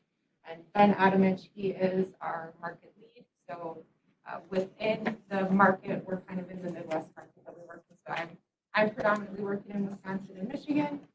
All of our colleagues, on the screen, those share some makeup of Wisconsin, Michigan, Indiana, and Illinois. Agenda, running through things. So introduction to Geronimo Energy, well, formerly known as, but now National Grid Renewables. Going to go through solar energy, and just to kind of get a show of hands, I know Tracy has seen this a couple times, but is there anyone here that is somewhat familiar with solar energy, or is it kind of totally new? Just kind of want to gauge the audience. So familiar with solar, raise your hand. Okay, great. Excellent. So you have good. So I will not spend quite as much time going through the introduction to solar energy piece, just since I think this is probably one of the longer meetings I've been on in a while, and I'm sure it's similar for the committee as well. So I want to be sensitive of time. And then I'll get into more of the project specifics, which is what everyone is hopefully most excited to hear about, and touch on a joint development agreement introduction, and then some time for questions and answers. And not used to being able to do the touch. Yeah. So, all right. So, in this part, and again, I apologize. This is my first presentation saying National Grid Renewables, and so about National Grid Renewables. As mentioned, like I said, we were required by National Grid in 2019, formerly known as Geronimo Energy. We were founded about 15 years ago by a farmer, Noel Ron. Noel was approached by a developer who wanted to put wind turbines on him and his brother's property in southwestern Minnesota, and he did not feel like they were being treated fairly. And he said, you know what, I can do this myself. It helped that he had a background in finance, and he was able to do so. He put up turbines on him and his brother's property, and that was the genesis of Geronimo Energy. So through kind of our trajectory and timeline, we have gone from wind developer, adding solar in the mix. We added an operational arm of our company, and the acquisition with National Grid in this past year. We have over 2,400 megawatts of operational solar or wind projects in our pipeline or soon to be operational that are tied into the grid right now. And we have a pipeline of over 7,000 megawatts of projects. And of those 7,000 megawatts, 3,000 are in more of the advanced stages of development, where we're talking about them as they're becoming very, very real projects for us. And Apple River Solar, which I'm here to talk to everyone about today, would be one of those projects in that 3,000 megawatt bucket. Our team, we are still lean. When I started with the company, I was the 26th employee. We now have over 100 full-time staff, and as we continue to bring people on board in this weird virtual time, I have colleagues that I don't even totally know what they look like yet. But we're growing, and it's a very exciting time in the industry. So at National Grid Renewables Corp, and that formerly known as Geronimo Energy, our being farmer friendly is extremely important to us, and that is because of who we were founded by. We really work to understand the lay of the land. We have predominantly, being that we've predominantly worked in the Midwest, we know all about tile, and we know tile's importance within the drainage of the site, but also the importance of neighboring properties as well. And it's being farmer friendly and community driven will be at our core and will not change. And this is our development portfolio map. Gives you a good idea of all the little dots. Blue dots are wind projects. The red and orange ones are solar projects, and the yellow shade, you can really see the center to the Midwest. Some of the green colored states are where we're starting to expand and retain some presence and have some, working to have earlier stage assets. And part of the rebrand is helping us have that national presence that we're seeing. I will not go through that in great detail since we already did that on the front end of things. But this is a slide about our parent company, National Grid. We're on it. Don't even need to. You know what to do. So now we're going through the solar energy projects, how they work and what they look like. So at its core, there's really not that much to them. Um, The component list there on the left side are all the different pieces that are really the key makeups of projects. And as we progress through the slideshow, there'll be specific slides with kind of zoomed in pictures of each of them. So we'll spend a little bit more time talking about each of them. This overview here kind of gives a good picture of what's going on. You can't really see the fence, but there's a fence outlining the project. We have an inverter, which is most of the time inverters are centralized to the array. That has to do with the electrical efficiency. We have our rows here of racking modules or panels. The words used interchangeably there. And this project is so small it doesn't look like it has a stormwater retention area, but it's pretty common for projects that are a little bit larger to have those.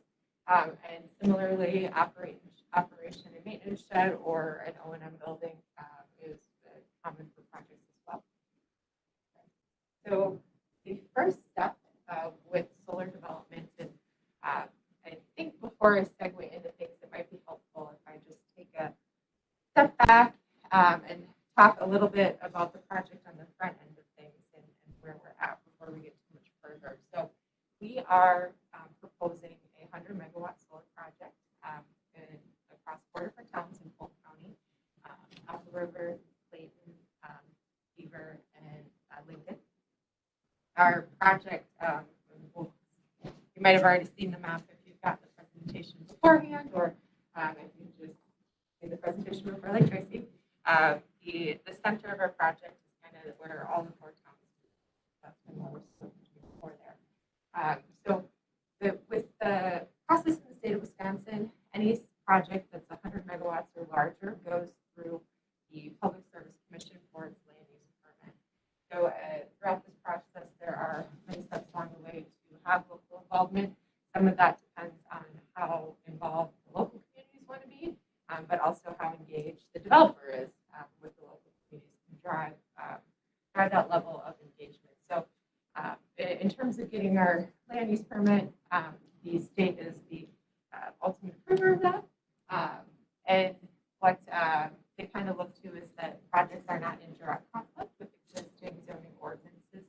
As a general guide, that a project is following pro setbacks or the existing area as much as possible. Things to that effect.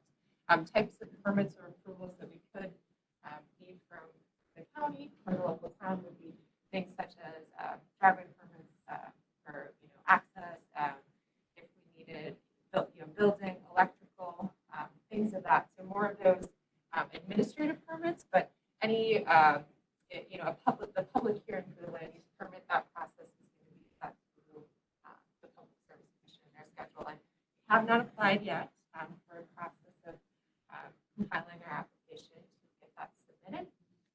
And we're looking at getting that in later this month. We have previously filed over the summer what's called an engineering report, and that is just kind of a, hey, heads up, this is generally what projects are, the general components of solar projects, a lot of the stuff we're going to talk through today here, and segue through construction schedule as well, and then give a conceptual map, which you'll also see here today. So just doing that, a little bit of intro to my sheet here, but now we'll get into some of the solar development process. So step one, in terms of the construction of the facility, so assuming everything has happened on the back end in terms of development, to get us to that stage where we have the building permit out there, is the site preparation and putting in your access drive. So as we saw with the previous kind of array that I used to go through all the equipment just on the slide prior,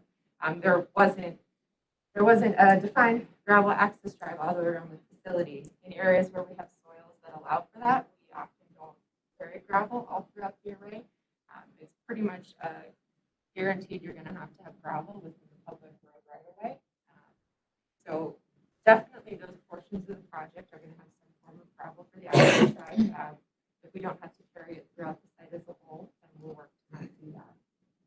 Putting in your roads is step one. Getting your site, any scrubbing or grading or clearing that needs to be done. We really work to minimize that. Grading is expensive. Pre-clearing is expensive. Those are also things as you go throughout the process that are generally frowned upon, so we work to minimize and avoid lot of the racking nowadays, they do have a good amount of tolerance where you can just kind of work more with some of the slopes and hills. But if we do have to grade, we work to cut and fill for that balance on site if it is required. And it also, taking that step back, a whole construction season for your utility scale site, you're looking at maybe getting some work done in, so let's say the project is going to be built in 2021. Not using that for example for right now. We'd be looking at getting out right now when crops were off for a project to maybe start putting in some of those access roads, do a little bit of that clearing, getting the site ready so if you have a really wet spring, you're not significantly delayed.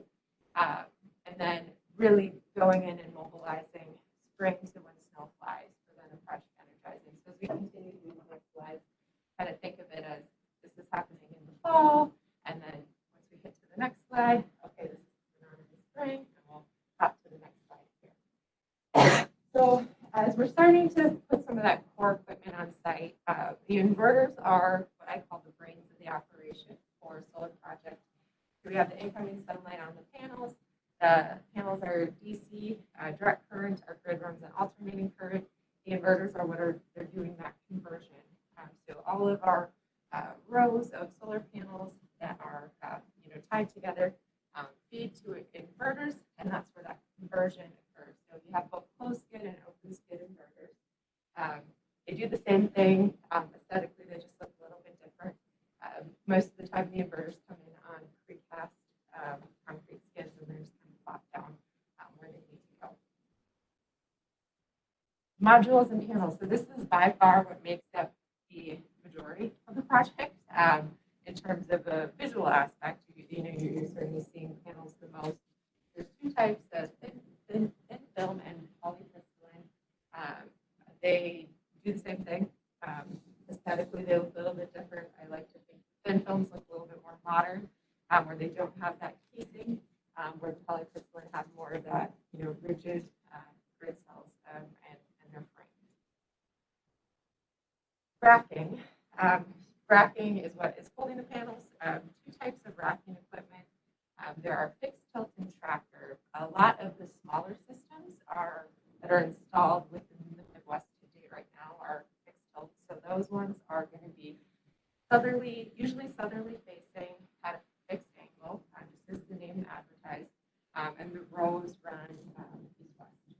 Now, the tracking technology, you have the rows running north-south and tracking very slowly east-west throughout the day. It really does go really slow unless you're out there staring at it, you're not getting that it's occurring. With where we're at in terms of technology and equipment and pricing, the majority of the systems that are being installed right now are that tracker technology, and that is what we are proposing for the Apple River Solar Project as well. So in that construction curve cycle 2, as we're going through here, stage 1 with that site prep, very, very low site activity. As we are ramping up and we are starting to put in the piles and the racking. The racking is just held up by eye or C-beam piles that are pile driven into the ground. So for our systems in the Midwest, we have not used concrete with our footing. They're just vibrated in. The racking is snapped on, and then the panels. So and when we're at the stage where we're coming in and we're tying in the panels, which I think is the next slide, here's to show the two types of equipment.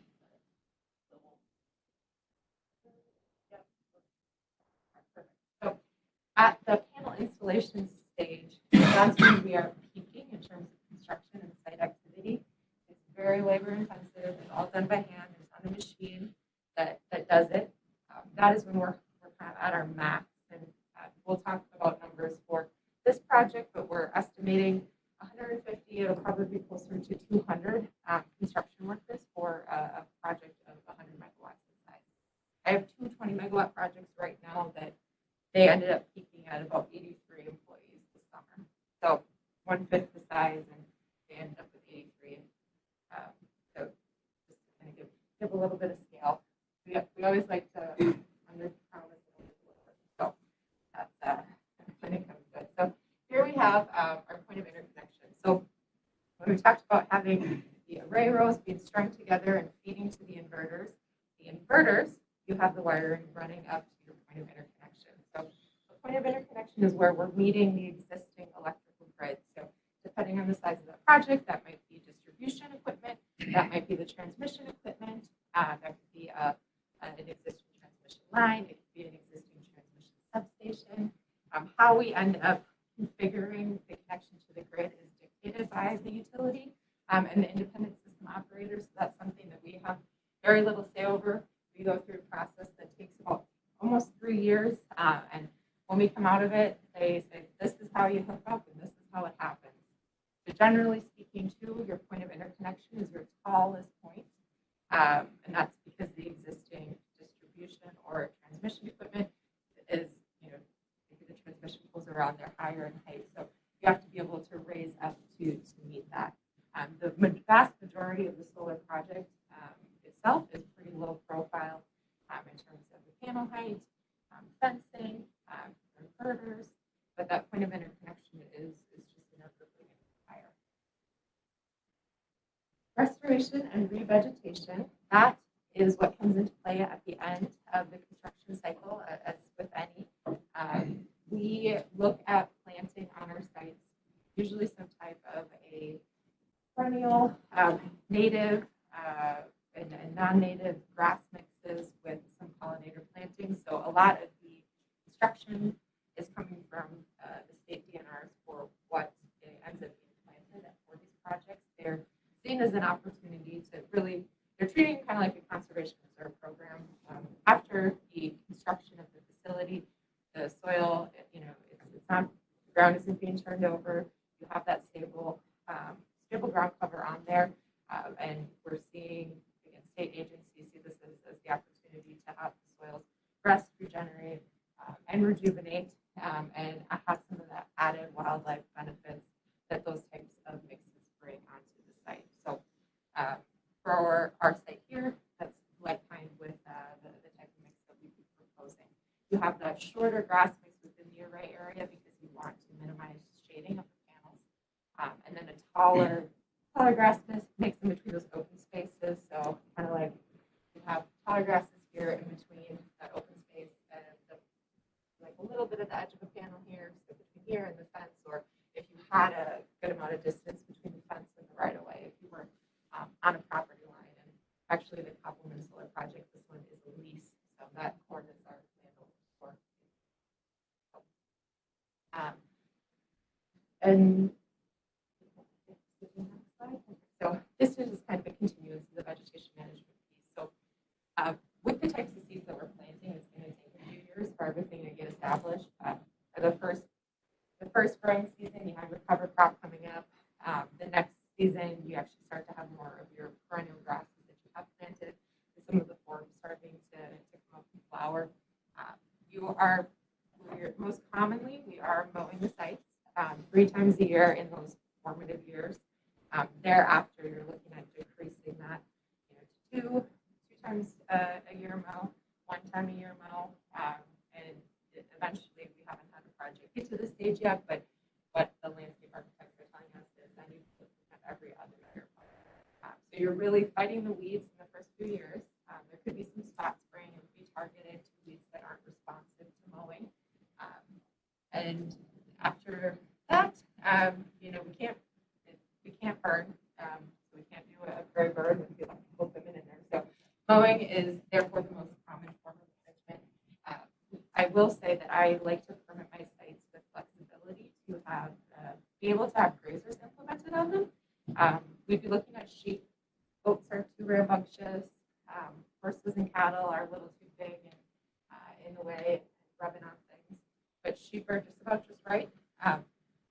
They wouldn't be able to come into play at a site until you had that vegetation already established. And so 3 years and onward is when that could be implemented at facilities.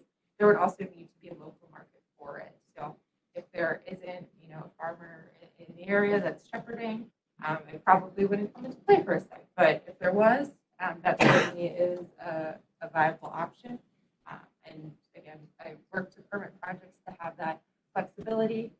Maybe at year 3, maybe at year 10, the opportunity opens up, and then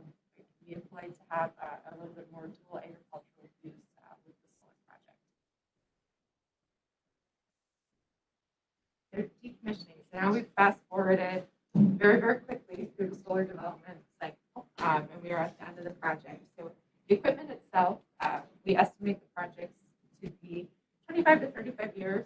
The equipment can go on far beyond that. It is at a certain point where, is it efficient enough that I want to keep it here and operating? And who knows, 25 years from now, there may be some mind-blowing energy technology that I can't even conceive or comprehend. And solar may be obsolete then. So at that point, that is when decommissioning comes into play. And I'm sure as many members, we're no stranger to the county requiring decommissioning plans for other sureties for other types of large developments.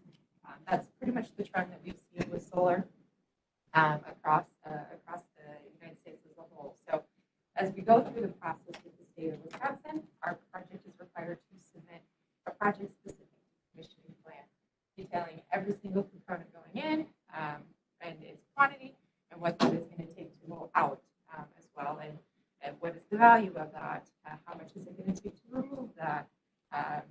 All of those things. It's very comprehensive and site-specific, as well as then the restoration and revegetation for the uptake of those things. Those plans also come with a number value on them as well. What we've seen, and I'm working with another county on another project, is they're treating the decommissioning similar to how they treat surface mines. So we're looking at following that same process for our proposed project, and they kind of have it. I've seen anything from projects having to post decommissioning prior to getting a building permit to projects starting to fund decommissioning in increments from after they've been in operation 1 year, 2 years, 5 years, however the markers, however you name it, however the county wants to work with us on this project, we'll do it. So that'll be a good discussion piece when I kind of talk about the joint development agreement. So next, we'll just kind of have some slides of pictures from some of our operational projects, pictures of visual renderings. This is a before, so what does solar look like from the road as you're approaching, and want to point out some of the existing distribution equipment. These poles are commonly like 35 to 45 feet in height, so this just kind of helps give scale and frame of reference as we get to the next slide. Here is a solar array then off to the left. So fences, your fences are going to be at minimum 7 feet in height. That minimum height requirement is National Electric Code. A lot of the agricultural style fence, the Apple River Solar is proposed to have an agricultural style fence with woven wire, also known as a deer fence. With that type of fencing, it's typically sold in 2-foot increments. So for my projects that have that kind of a fence style, usually our fence is 8 feet in height. You're already paying for the other foot, it's just easier than taking it away. So usually the agricultural style fences are 8 feet in height. Behind that fence is the solar array. You can see it's a little bit taller than that fence, significantly shorter than the existing distribution equipment in the area. Panels and racking, I'd say 12 feet is a good average for about the max height of a facility. There always is some variation, where you end up having variation in arrays when you're trying to work with the existing topography. Like you mentioned earlier about not wanting to do so much grading. You have certain areas of the site that are really prone to flooding, not necessarily floodplain, but in a back-to-back your storm event, they might hold 2 feet of water or a foot and a half of water. You're going to want to raise your system above that so the solar panels aren't going through a swim. So that's where you kind of end up having some of that variation between that 12-foot marker as that average. It also depends on the equipment available when you go to procure. So the couple projects in Michigan right now that are under my development still and soon to be operational, their max height is about 10 feet, where the average array profile is about 9 feet in height. So that is just a function. They're very dry sites. They're extremely flat sites.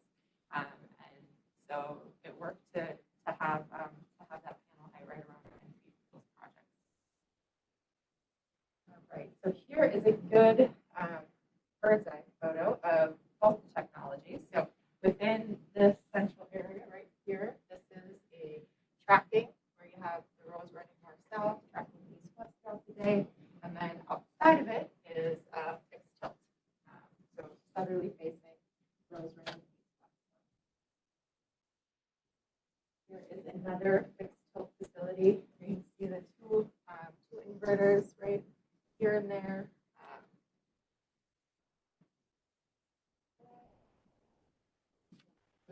We believe solar projects are good neighbors. There are, with the operation of a solar project, there are no harmful pollutants or negative health impacts. There's no air emissions. There's no water emissions associated with these types of facilities, which is not traditional for a lot of our existing power plants and energy fleet. There is no odor associated with solar projects. Minimal sound is produced. Those inverters that I was talking about, they are about the noisiest part of the solar project. They're about as loud as a dishwasher. So think about your dishwasher in your house. You're in the kitchen, you're hearing it. As you continue to get further away from it, it's less audible. That's the same thing with an inverter. It's also important to mention that the inverters aren't operating at night. They're operating during the day when they're converting that energy. So they are off and not producing noise at times when it's more sensitive to a lot of noise ordinances as well. Also, as we go through our process with the state, projects are required to demonstrate that they are in accordance with any noise ordinances. If the locals don't have noise ordinances, then they default to the state standards for that. But we demonstrate and model beforehand as the project is preliminary engineered and designed that we are not violating any type of noise ordinance. And then on the back end, when a project is already constructed, you do confirm that that study was in fact accurate with that real field data, and that's a supplemental submission then to the state as part of the project's approval and application process. So, ending on a lot of those things here, the wildlife habitat that we talked about, that comes from the types of grasses that we're planting on the site. We have our butterflies, bees, lots of kind of the little more scavenger critters on the sites. Foxes, coyotes. One of our project managers is not his favorite, but we do have a badger at one of our sites. He's super cute, but really nasty, as badgers usually are. And part of that promotion of the wildlife habitat comes from those perennial and those native grasses with those forbs. And just as an overall, with that type of a planting that has that type of root system and isn't being turned over, we're having increased and improved infiltration, decrease in runoff, overall promoting soil health for the life of the project. So now on to some project specifics. And as we've been going through this process to get to where we're at today, we want to kind of summarize some of our local outreach that we've done to date. Over the summer, prior to filing our engineering report, we engaged with county staff. We also engaged with the towns and did kind of a one-on-one meeting with the clerk and supervisors, or clerk and chairman, something to that effect, where they were at a quorum. We like to do that and educate and let them know what's coming, so they aren't hearing about the project from someone else in the community, that they've heard from us first and know who to point individuals to if they have questions. So after around that same time, prior to filing our engineering report, we also sent out adjacent neighbor letters. So we mailed all of the properties that were property landowners adjacent to our site. Said, hey, we're introducing ourselves, introducing the project.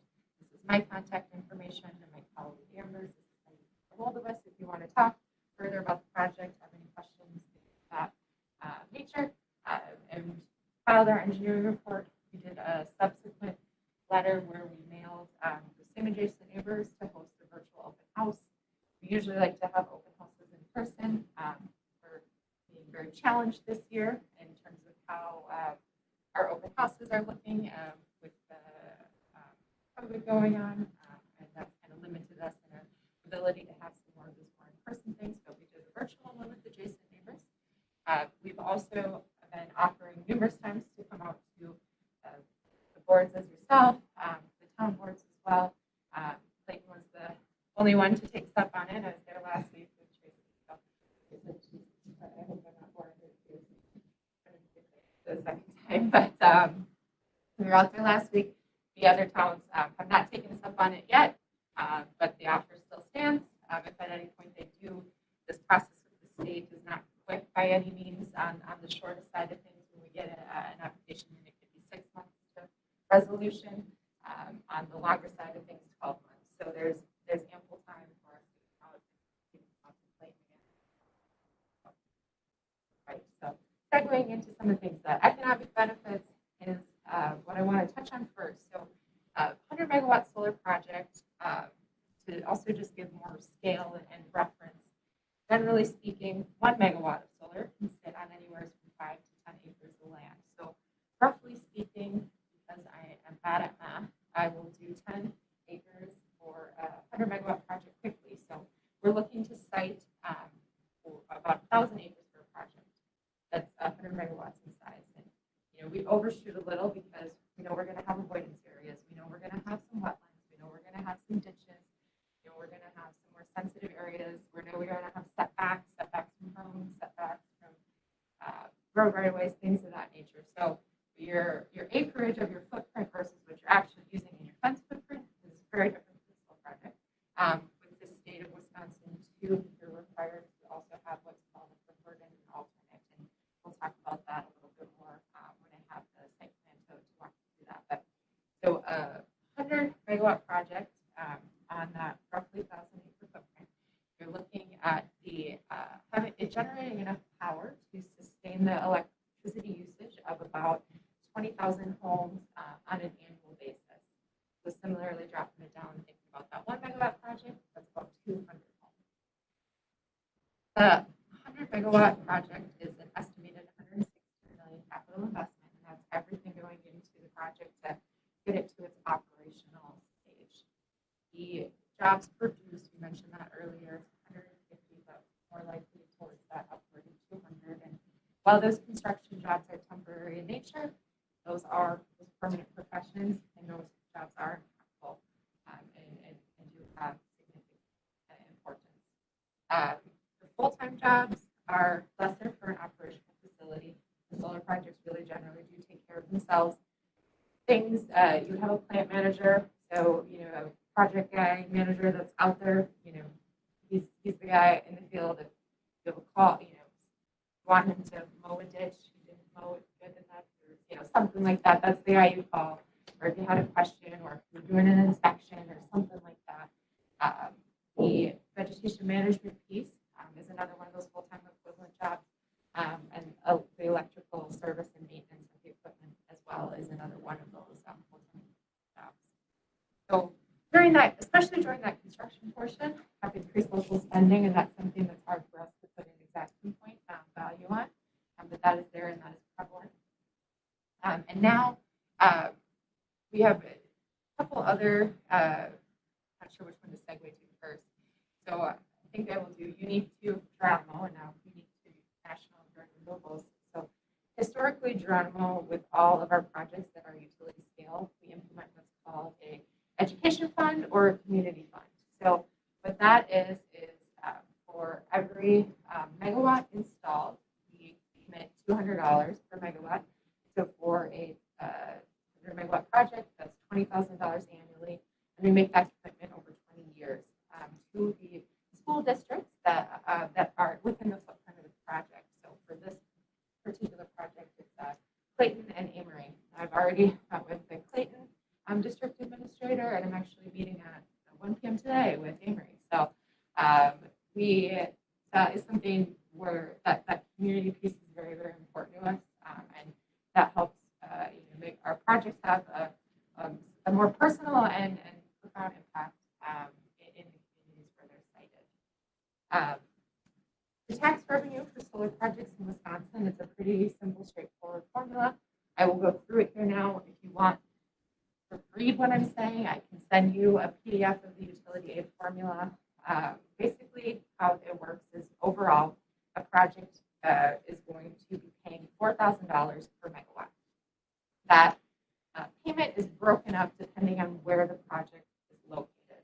So, being that we're split between right now 4 towns, a portion goes to each of the towns, and then a portion going to the county. The county's numbers are by far the easiest because the formula also works where if you were in a village, a larger portion would go to the village versus the county, but because we're in towns, everything with the project is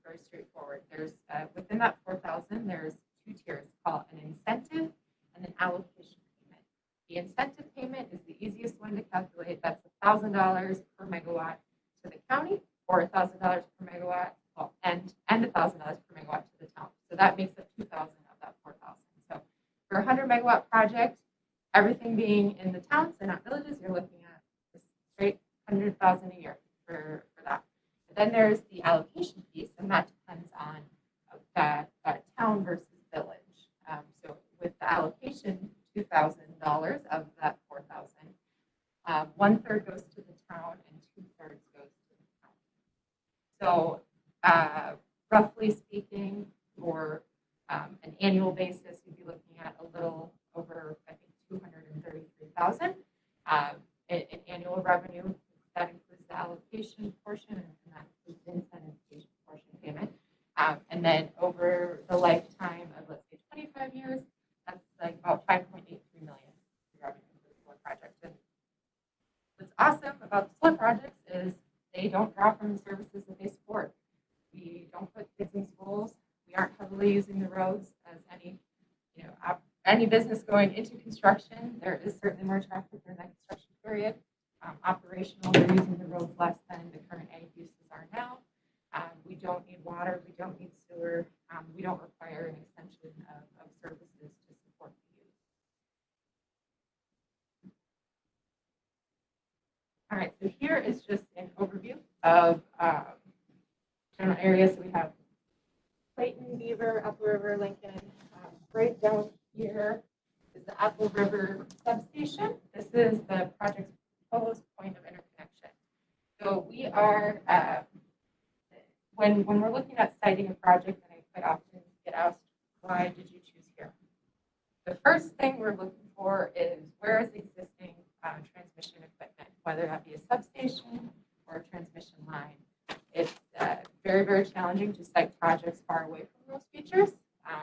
It's often very cumbersome to get easements to connect them 10 miles away. And there is many more hiccups with permitting a transmission line that's quite that long as well. So you're looking at where is existing equipment that I can interconnect to that also, based on our electrical engineer's analysis, looks favorable and could actually sustain this type of a system hooking up to it with hopefully very minimal upgrades for cost. Then you're also looking at land nearby. Is there, relatively flat, open space land that's been previously disturbed? So, we're not able to build in cliff sides. We're usually prohibited from shoreline or natural resource areas, things like that. So that makes, is there the open space around us? Now, if there is, then we start the process of engaging with local landowners because, as mentioned before, we are not a utility. I don't have eminent domain. I can't say this is where this project's going and this is it. I have to have willing landowners that want to utilize their personal and private property for solar use. And that's what we have in this case. So we have a number of landowners that have signed up and are under lease options with us for solar development on their property. That's what we have here. The last kind of piece for why we end up being in a certain area is the market. Is there a market for solar? And there certainly is a market for solar, even in the Midwest, even though it's gloomy today and rainy and, we're going to have snow, and hopefully not until like December, but it's going to come eventually. We are still producing electricity during that time. And yes, it's not as ample in the winter as it is in the summer months. But one of the reasons it's such a valuable resource for utilities in the Midwest is because when solar is operational and at peak is when our electric grid is stressed the most. That's when you have the most outages. But it's more common that you're going to have electricity outages in the summer when everyone's blasting their air conditioning than in winter. So that is part of the makeup of what makes these systems attractive to utilities in the Midwest. So there's a market for it, and that's also why we are here working with Wisconsin. So here we have the overview of our preliminary layout that was filed with the project's engineering report. We've done some tweaking and modifications to it as we're going. Like I said, this was our first flush in the summer. We've gathered more detailed information on site through further engineering, geotechnical work, through those additional environmental resource studies, our own noise modeling, things of that nature. But generally speaking, when I was mentioning that the state requires requires you to have this alternative area or alternate area, if you want to call it. That's what's shown in blue, and the green is shown as our preliminary. So the state says, all right, you have to be able to show, and this goes back to utilities because utilities do have eminent domain, to show this is what I'd like to do, but we could also do this, commission, if you think this might be better in terms of what we are going to take for land. So they haven't upgraded the process for independent developers that are going through, but we follow those same rules where we say, all right, commission, here's our whole footprint. We can fit 100 megawatts of the project in this green area right here, but we also could put project over here if you would like us to put project over here. I know that doesn't totally make sense, and I can't fully read their mind as we'll go through this process, but let's say for some reason this particular portion of the project becomes sensitive for some reason or feature or something of that nature. They may say, all right, we're going to take this 10 megawatt block and move 10 megawatts up here. Or similarly over here, maybe we're moving that over there. Ultimately, as we go through that siting process with them, those things kind of get parsed out, again, depending on the local level of involvement and engagement and who shows up and what kind of gets unturned as you go through that process. So as it stands right now, if we had our way, and what we're presenting is the most efficient layout from not only an electrical standpoint, but also an environmental resource standpoint, where we're avoiding some of these larger open space water areas. It would be more challenging to bore underneath that, things of that. So what we've put forth is, hey, this is what we think is our kind of our best flush. And as we go through that process, it'll be, further refined for what the ultimate 100 megawatt project boundary ends up being, eventually built out. So this is contact information. Even though the emails are Toronto Energy, still the same, I will still get those emails for like all of perpetuity. But our new domain is going to be National Grid Renewables. I'll say the phone number is still working, even though that's different, even though the email is different now. I want to also just mention before we get into some more questions and answers, we are proposing and we would like to enter into a joint development agreement, ideally with everyone. I see joint development agreements as an opportunity to memorialize a lot of what's going on in the state process, which isn't, as I've gone through the numerous projects where you are at that state level, there sometimes is a bit of feeling of disconnect with the local governments, and we don't want that to happen here. And I also, I'll hear in meetings where, oh, it sounds great that, Toronto said they were going to be, 100 feet back from the base of structures, which I didn't mention that, and that is what we are doing here. That is not required by the zoning ordinance. That's something we're working above and beyond and making that commitment. But who's going to hold them to that? Well, this joint development agreement can hold us to that, as well as some of those other things that are just a part of that, the part of the process with the state that, if we had a conditional or a special use permit with the county, you would have those conditions and you would have that, but the state has that. So let's put this in a document that you also have access to that allows for enforceability, more enforceability at the local level. So it also touches on the revenue piece, the community education fund. So really it can be more detailed than what we've done for a proposed first turn. It can be less detailed than what we've proposed as a first turn and a draft, but I see it being very beneficial, and it's by no means something that we must have. If there is an interest in doing it, we don't have to go enter into one with the county. We also don't have to enter into one with the towns, but again, I see it being beneficial. It could all be the same one. I could end up having multiple ones with each of the different towns if that worked better, and they wanted different things highlighted than perhaps the county. But that's the high level of it, and I feel like we've talked enough. So I'm happy to take any questions, and I'll just take a little water break before they start.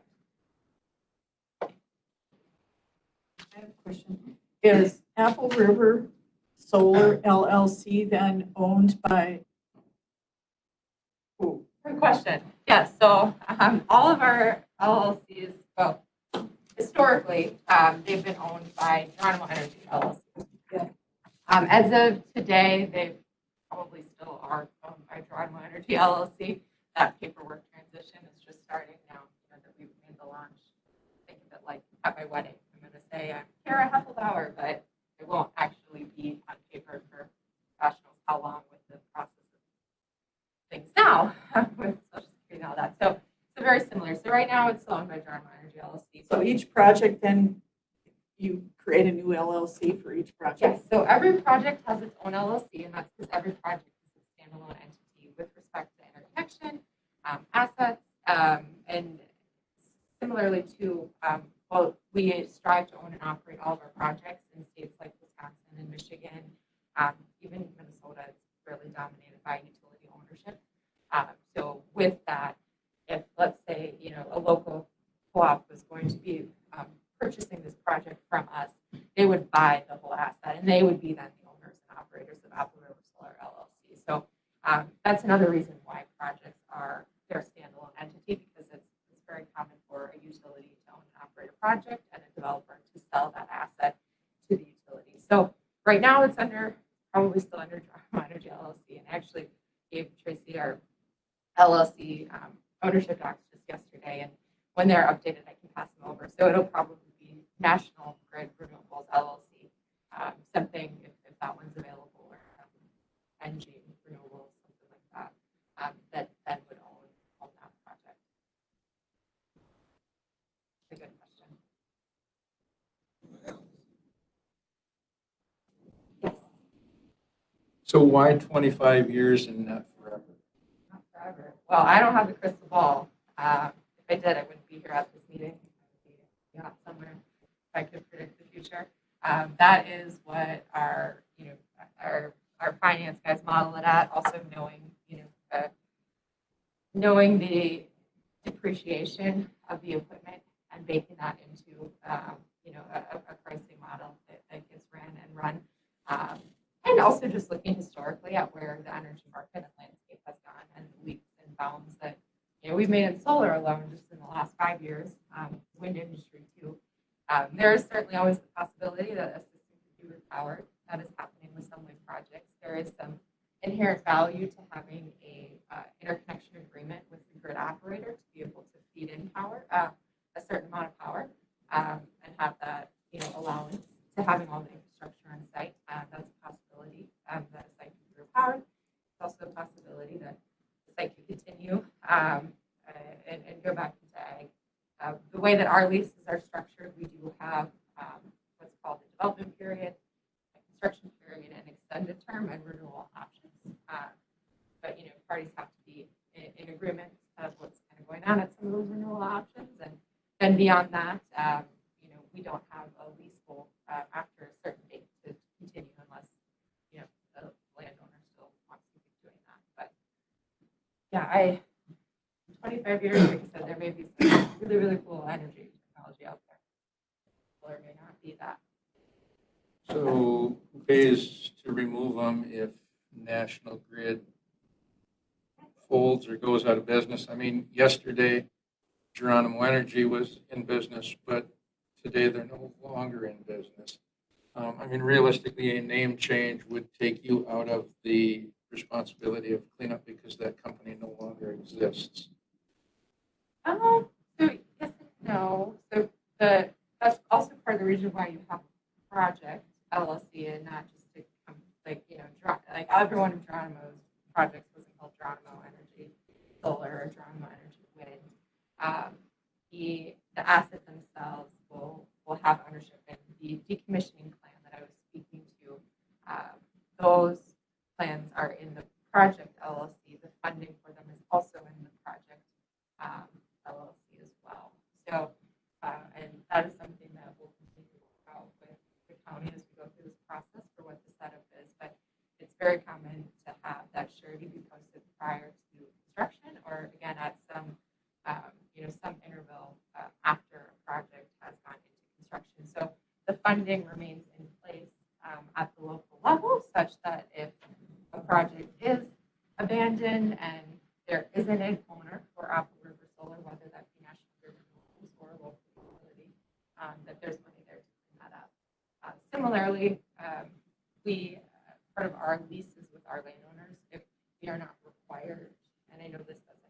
Polk the county, but it's just an added layer, so it's important that I explain it. If for some reason Polk County was like, you guys don't gotta do anything with decommissioning, that's fine, just build it, which I would be like, wow, that's weird. But if you did that, we would then have to fund escrows with our landowners, so they would be able to decommission the project because we are, just a leaseholder on the site, or the property owner. There's, that's very much something that comes up as a potential concern for the landowners of our projects as well, not just the local government bodies that are also hosting.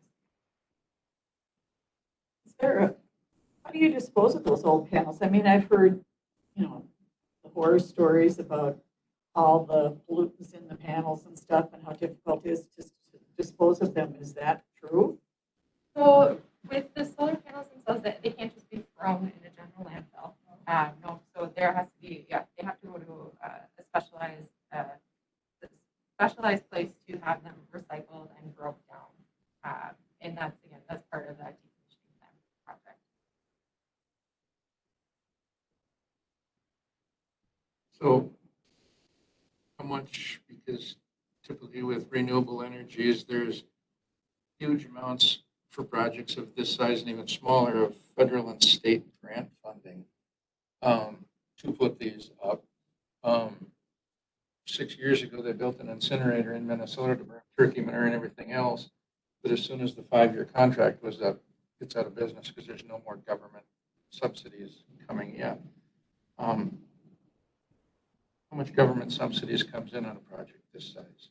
Sure. So similar to all forms of energy in the United States, there is some subsidies. That's not unique to solar. That's all across the board for gas, oil, and coal, you name it.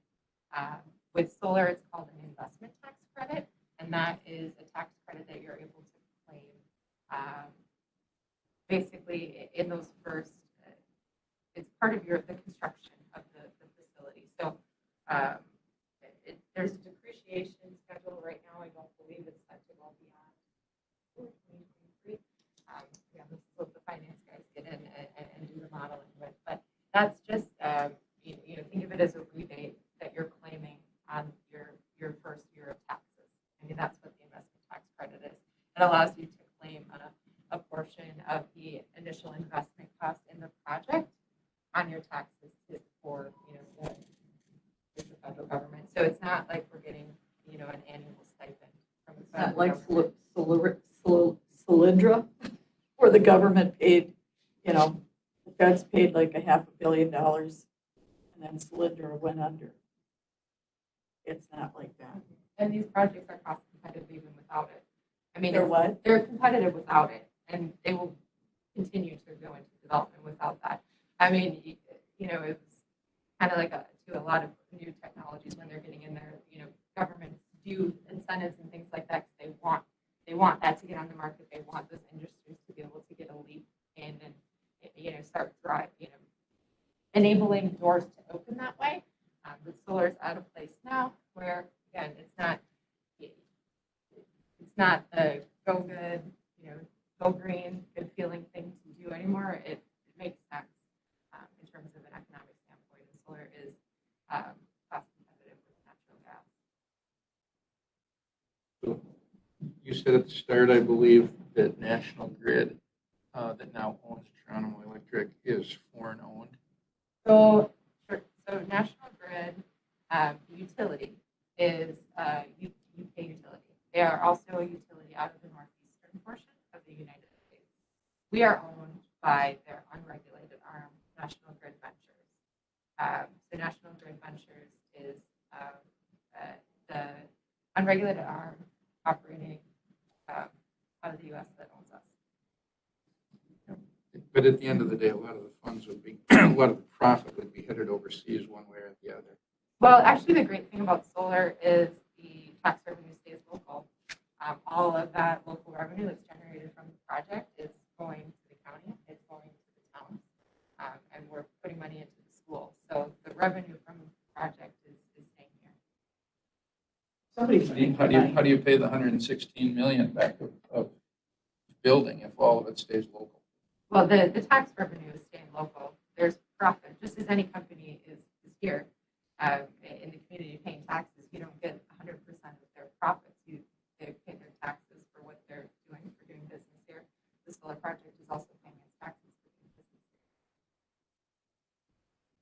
they're also paying me, and I'm local. So, So how is this going to lower the local electric bill? I am not your utility, so I cannot comment to that piece. It's kind of just piggybacks off from Brad's question there, and that, have you reached out to like Dairyland Cooperative and that has that substation? I know there's been a lot of outreach to, property owners and towns and that, but are they aware of this project? That's an excellent question. So part of the interconnection process, because Dairyland does own that substation, we are working with them as well. So MISO is the mid-independent system operator. They control the transmission grid for Minnesota, this portion of Wisconsin, other parts of Michigan, and other parts of the Midwest. Our whole transmission network is broken up in between independent system operators and utilities. So if a utility, even like Dairyland, was proposing to connect a project or build a substation or something of that, they're also working through that independent system operator. So they're that third party check to make sure that, hey, everyone is paying their dues to be on this grid and everyone is connecting in a safe, reliable way. So MISO is the independent system operator studying us, but we are proposing to interconnect to Dairyland substation. So they are part of that process. So yes, so we it's very common at this stage where we're interfacing with their electrical engineers to some capacity as we go through that interconnection study process, and they kind of aided, and they were the ones that, can we hop back into the previous slide? So what I talked about, that point of interconnection being determined by the utility, Dairyland told us we're going to have most likely going to have a bay coming out of our substation going east for you to connect to instead of a bay over here. Because basically, we could get to the sub one of two ways, on this side or this side, with the way that it's made up. This is all of their property or lot, or maybe even up here. But they instructed us, based on where things are going, it's looking like we're going to have the bay coming out east. So show your project substation in this location as you're going through the process. So, yep, we're working. So do the solar companies then charge, or do they sell to like the Dairylands at a lower price than what Dairyland is currently getting their electric from? Because they're getting their electric today from somewhere. So there's two ways, and as I mentioned, we own and operate projects, and we also develop and sell projects to utilities. So a development transfer is a very different structure than a power purchase agreement. So the development transfer is, of course, where, let's say, Dairyland's operating an asset, but someone sells them. They're the long-term operators of that. They're having to bake into their rates the operations and maintenance costs of that plant and the facility, and they're carrying the risk of, if an inverter goes down, we have to be the ones to fund the replacement of it, right? That's the development transfer structure. Then there's the power purchase agreement structure where developer and owner operators such as ourselves would be the ones operating the plant and selling the megawatt hours or kilowatt hours of the plant then to Dairyland. So we have to be able to produce electricity and sell it at a wholesale rate to be competitive on the market. So that's, in the Midwest, I think maybe about 3 cents a kilowatt hour, 3 or 4 cents. And then your utilities, the rate that you're going to charge from the utility includes the cost for them to operate facilities, to upkeep their existing facilities, everything going into their operational structure of their buildings and management, their overhead with their employees. All of those things are baked into the price that they're charging you for that per kilowatt hour. So in this case, that Apple River LLC would be responsible for working out that sale of their electricity to Dairyland. Correct. So in order for, and not to say that Dairyland is necessarily going to be the offtake of the project, there could be many other utilities in the state. Just, using that since you brought them up, and I know they're the local utility for this general area, the closest one. Yes, we would have to either come into an agreement with them via a power purchase agreement or a development transfer agreement where someone else is the owner and operator. So as we're rolling through this development cycle, at this stage, we're working on obtaining a land use de-risking it, getting to a point where we could actually have a shovel-ready project and move dirt and build the project. But we're not going to build a project unless we have offtake for the project. So whether that be the development sale and local utility builds the project. For example, in Rock County, we're working with Alliant on a 50 megawatt project, North Rock Solar. That one is a development transfer. So we're finishing up our items on the development side. Alliant is going to be the owner and operator, and they're going to be the project for the construction and then the operation of the facility. So again, that's just an example of how that's a little bit more common in the state that something like that could occur. But in order for us to get to the point where that project is going to be under construction, there has to be someone purchasing power, whether that be they're owning and operating it or we're selling power to them. So all that green and blue then on that entire page, there would be what you said, a 7 or an 8 foot high fence all the way around that? So we can't fence in the roadway, so this array layout is a pretty subsection. We also don't run fences through larger water bodies, so this is a water feature, so this portion is fenced, this portion is fenced, there's a fence portion over here. So there's different, blocks of fences. So then you would essentially be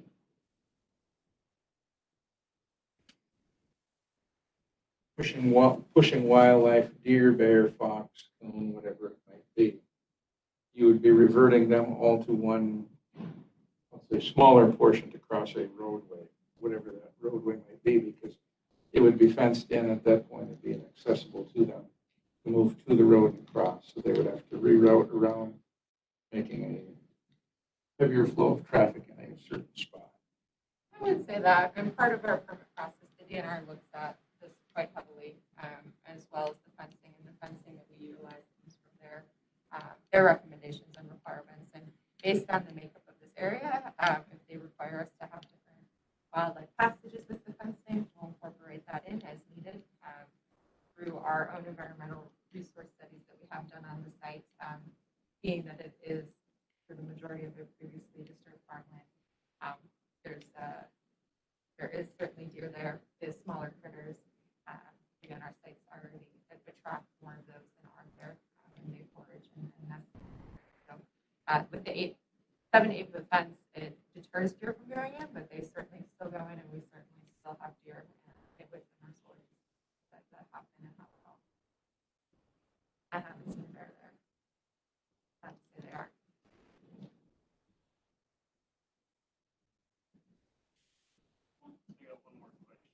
More, so you mentioned that there is public hearing processes and stuff at the state. Often we get asked by the DNR as a county to provide input on certain projects and that. What is going to be asked of the county in that, whether it be the committee or the county board in that moving forward in this project as far as putting in any feedback? You mentioned the joint development agreement a little bit, but is there other things in that we should be watching for as this permitting process goes through the state? Yeah, absolutely. And I'll be sure we've been very engaged to date with staff. And again, most of the towns I've been pretty engaged with the clerks just because they kind of help distribute it amongst the board and doing meeting updates as we've been going. So I will continue to do so. When we do get our application in, there's a 30-day completeness review portion.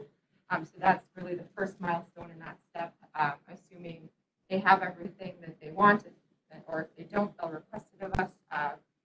If we have a complete application, let's say by the end of November, that's when we would start to look at having more information on when we have hearing dates and things like that, depending on their schedule.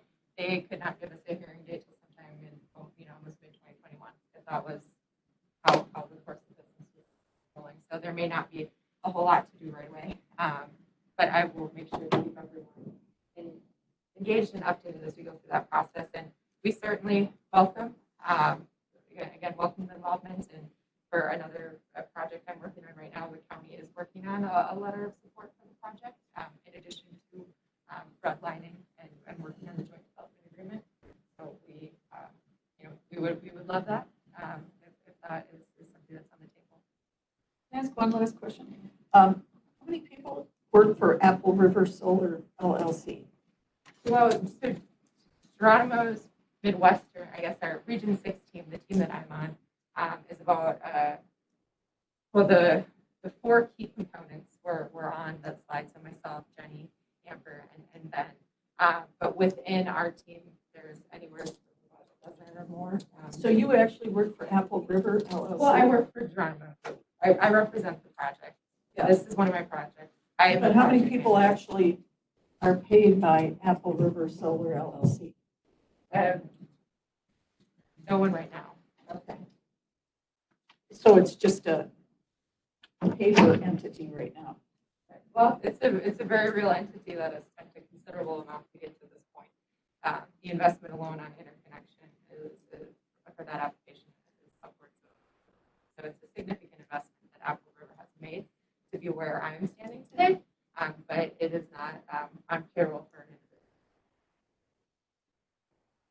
I think just for, I think where you were headed, Sharon, was, I mean, it showed up there at one point that when it's all said and done, they would have 3 full-time equivalent employees. I know if they would be Apple River or not, I don't know, but that's what it would have. And it also depends too on the ultimate ownership of the project. If it is a local utility that's owning the project, if it is Dairyland versus National River. I have a technical question that would probably go to Brad and Jason. Jason, is there any zoning changes because it's not agriculture anymore? Technically, and that's what they're getting around with going through the Public Service Commission. And I just can't quite so in our zoning ordinance, our comprehensive or shoreline in that, they would have to be zoned industrial in order to have utility scale energy generation. But by going through the Public Service Commission and that, they're basically going around the county zoning process, and just working with the state. So that's why I was asking, and that what the county's involvement was, and that because you might get a lot of your same goals out of your ordinance, and that in that joint development agreement, and so that might be something that you guys want to talk about as a committee as the project moves on. I would say. So. What about ag use, Brad? Well, I want to just follow up on Yeah, yours yeah, first. I mean, so realistically, in the scheme of things, then the county has no say. By them going through the Public Service Commission, the county is kind of losing all of their ability to say yes or no. County zoning is losing say. And Well, but what it that's looks like, but that's where I'm wondering, and I'm assuming that we're going to be notified of these public hearings and that throughout at the state level.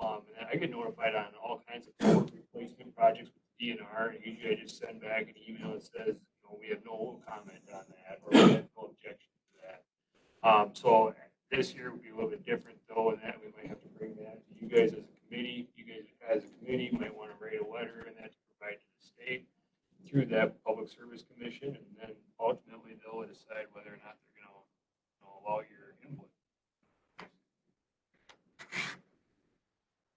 Well, I would just say that, this is called a solar farm, and this is certainly a what we have discussed as in industrial farming, I would say. And again, the money is going to, for the most part, end up at a foreign entity. So. Same as the towers. Same as the towers. No. Yeah. And I couldn't hear all of it. How much comes to the county on a yearly basis? 233,000. I got it. I got that covered. It's in here. It's In there. Yeah. For 25 years. So who would then, in the scheme of things, okay, today, National Grid owns Apple River LLC, right? But then you said they could sell it off to Dairyland Power or Northwestern Electric or Polk Burnett Electric or whoever. So if it's sold off to any one of those or anyone else, and Before the 25 years are up, Apple River Solar LLC goes belly up. Back to that again. Who's paying for the cleanup? Is it Dairyland Power because they bought it? Is it National Grid? Is it who's? Yep, so that goes back to that decommissioning plan again, which is why they're so important and an integral part of the project. So that decommissioning plan and that decommissioning surety is in Apple River Solar LLC's name. And that, again, that decommissioning is most likely to be held by Polk County, unless they came to agreement where they wanted the towns to hold the surety or something like that. But and that's another piece that can be very much detailed and outlined in the joint development agreement. Joint development agreement is something that is running with the project, it's running with the land, regardless of who the owner is. They are required to follow the terms that are signed in that agreement. Just like a conditional use permit, with even if it changes hands, there is still the same requirements for that permit. So that is why that joint development agreement is a powerful tool to be able to memorialize and work in any concerns that the county does have, especially with regard to decommissioning. We hear that one a lot. That's a great place for it, and that's a great tool to be able to do that. Yeah. So does the Public Service Commission require you guys to take and enter into a joint? Nope, it's not a requirement. We'd like to do it. We want to do it. I see a lot of benefit to doing it, but we don't have to have one in order to develop the project. But if the county comes out and says we want you to have a $10 million performance bond or surety, and then you guys are not willing to do that, I would, that agreement would just walk away basically, because like our cell towers and that, when the ownership changes, they change very frequently too, and then they just provide us with a new performance bond underneath that new owner's name, which could be talked about. But I'm just saying that if there's anything that's really off the wall like that, you guys could walk away from the table from doing that agreement with the county, and then the county might lose all. So what I will say is the decommissioning plan that part of our submission to the state, again, is very project specific in terms of all of the components going in and what needs to go out, as well as the cost associated with doing so. So there is a number estimate in the plan, and that is what's based upon our what we propose to provide for decommissioning for a project. So it's not just throwing a random number on the wall and saying, oh, it's only this much, or oh, it's that much, or this or that. So there is independent engineers that are coming up with that number behind it, and most certainly if the county looked at our plan and wanted to challenge it and have an independent engineer look at it, they could as well, and then that could continue the discussion there. We're not just going to walk away. We want to work with the county, we want to work with the town. So I would recommend starting at reviewing the joint development agreement, getting it marked up, and getting some feedback to us so we can start rolling with it. Yeah, the joint development agreement that you provided us, is this the latest draft then? Yes. I noticed the other towns are also invited to sign this. Correct. Yep. Okay. Yep. And they've all received that copy too. And what my other project that's on a very similar timeline as this one in terms of going from the permit process to the state, what the local communities, they're discussing it and talking about it, but they're kind of looking to the county for that initial turn and markup, and then following kind of suit after that, and just more saving resources on the town's end. But we could have again, if it makes sense to have an agreement with the county and have separate agreements with the towns, it can be separate, as we've just originally proposed it. It has all the signatories on the same. So on other projects this one, let's just say it's I like easy math, so $100 million to build. What is the decommissioning cost? Percentage wise of maybe smaller projects that you've done or bigger projects that you've done. I mean, you said it earlier that it's very labor intensive to put them up. So typically, if it's labor intensive to put them up, it's also labor intensive to take them down. So what percentage do you think of that 100 million that it costs to build it would it take to decommission?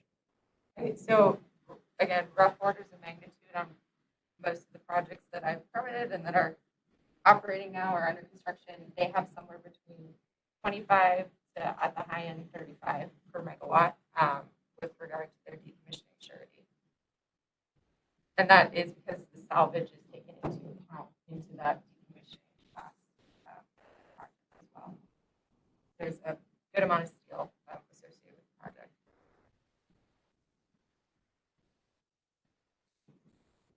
And we'll be with Apple River, again, we'll have that project specific plan that goes in and details it, and that will be publicly filed to the docket for the project, so everyone will be able to review it.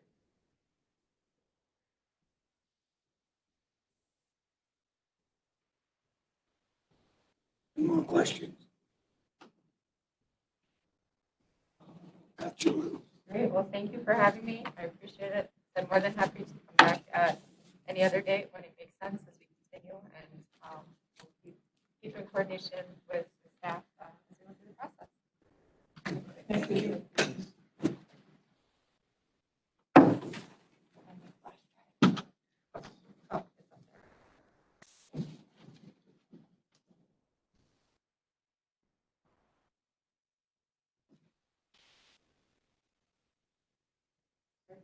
Yeah. Didn't even know it. Thank you.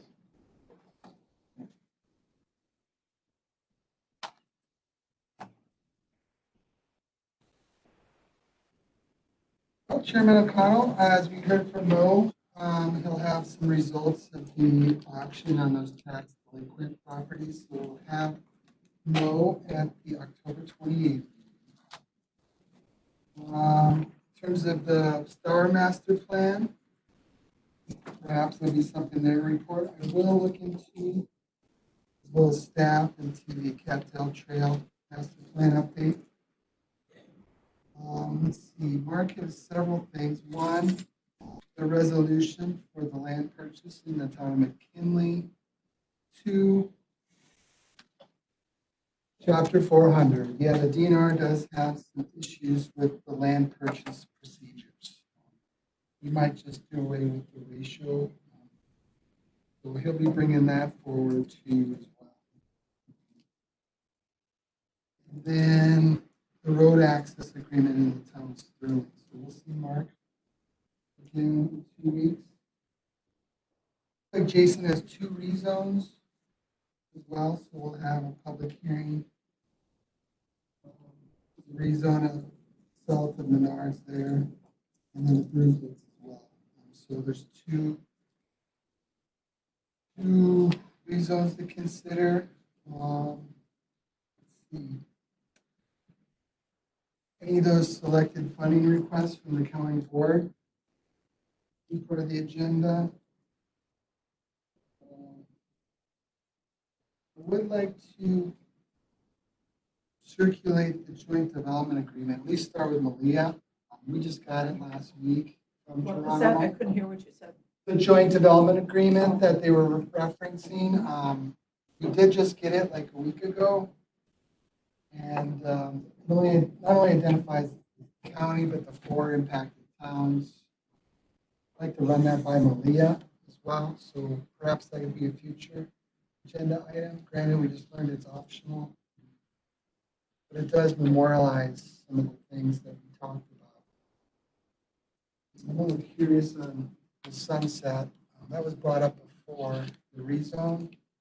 Doesn't sound like we need to do that. Oh, for the towns, did they talk to you at all about rezones at all? The town of Clayton? Initially, I thought that was what we were going to do. Each town was going to rezone, and then that would be our involvement. I'm glad you brought up the question.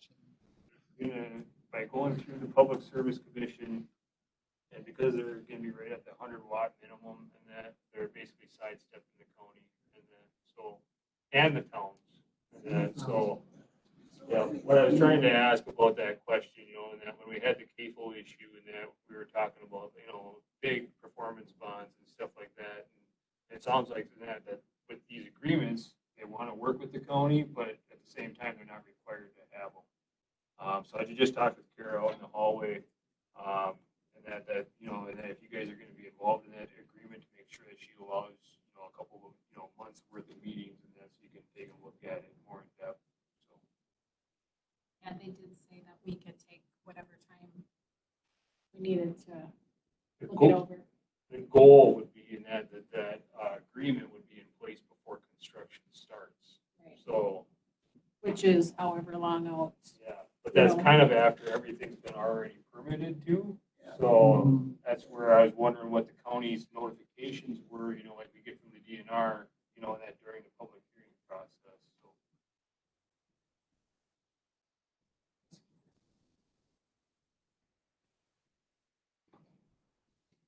So yeah, that's what I have for the next meeting's agenda.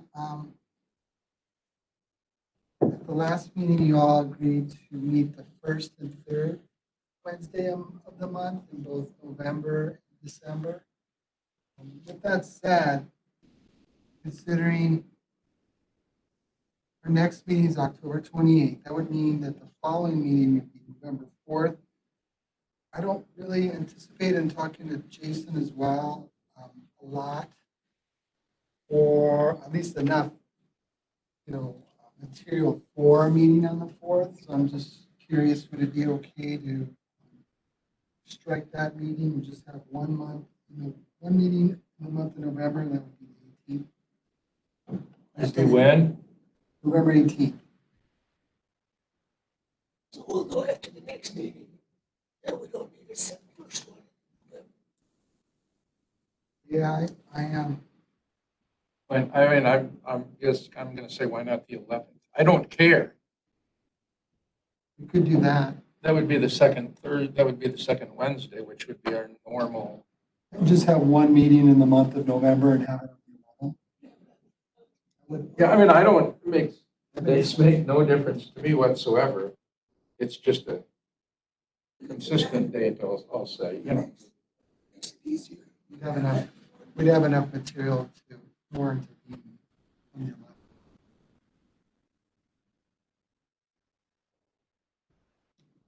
Sharon's checking her phone. I already got it in here. I put it in here. The 11th. I like that idea. So Bob, this chapter 400, that I can't even remember what it was called now, but didn't that have to be approved by the county board at a certain time? Over to the DNR. Oh, okay, we did before, and then it went to the DNR. Yeah, they don't. Good memory, it's just really short. That's the one, the 2-to-1 and stuff. So Yeah, they're not a big fan, proponents of that ratio. In terms of land We're purchase keeping it if procedures. the DNR doesn't like it. give them something to do. So we might, or Mark will have to. Okay, so we'll shoot for November 11th. Thank you. That was a good suggestion. But we're on for the 28th.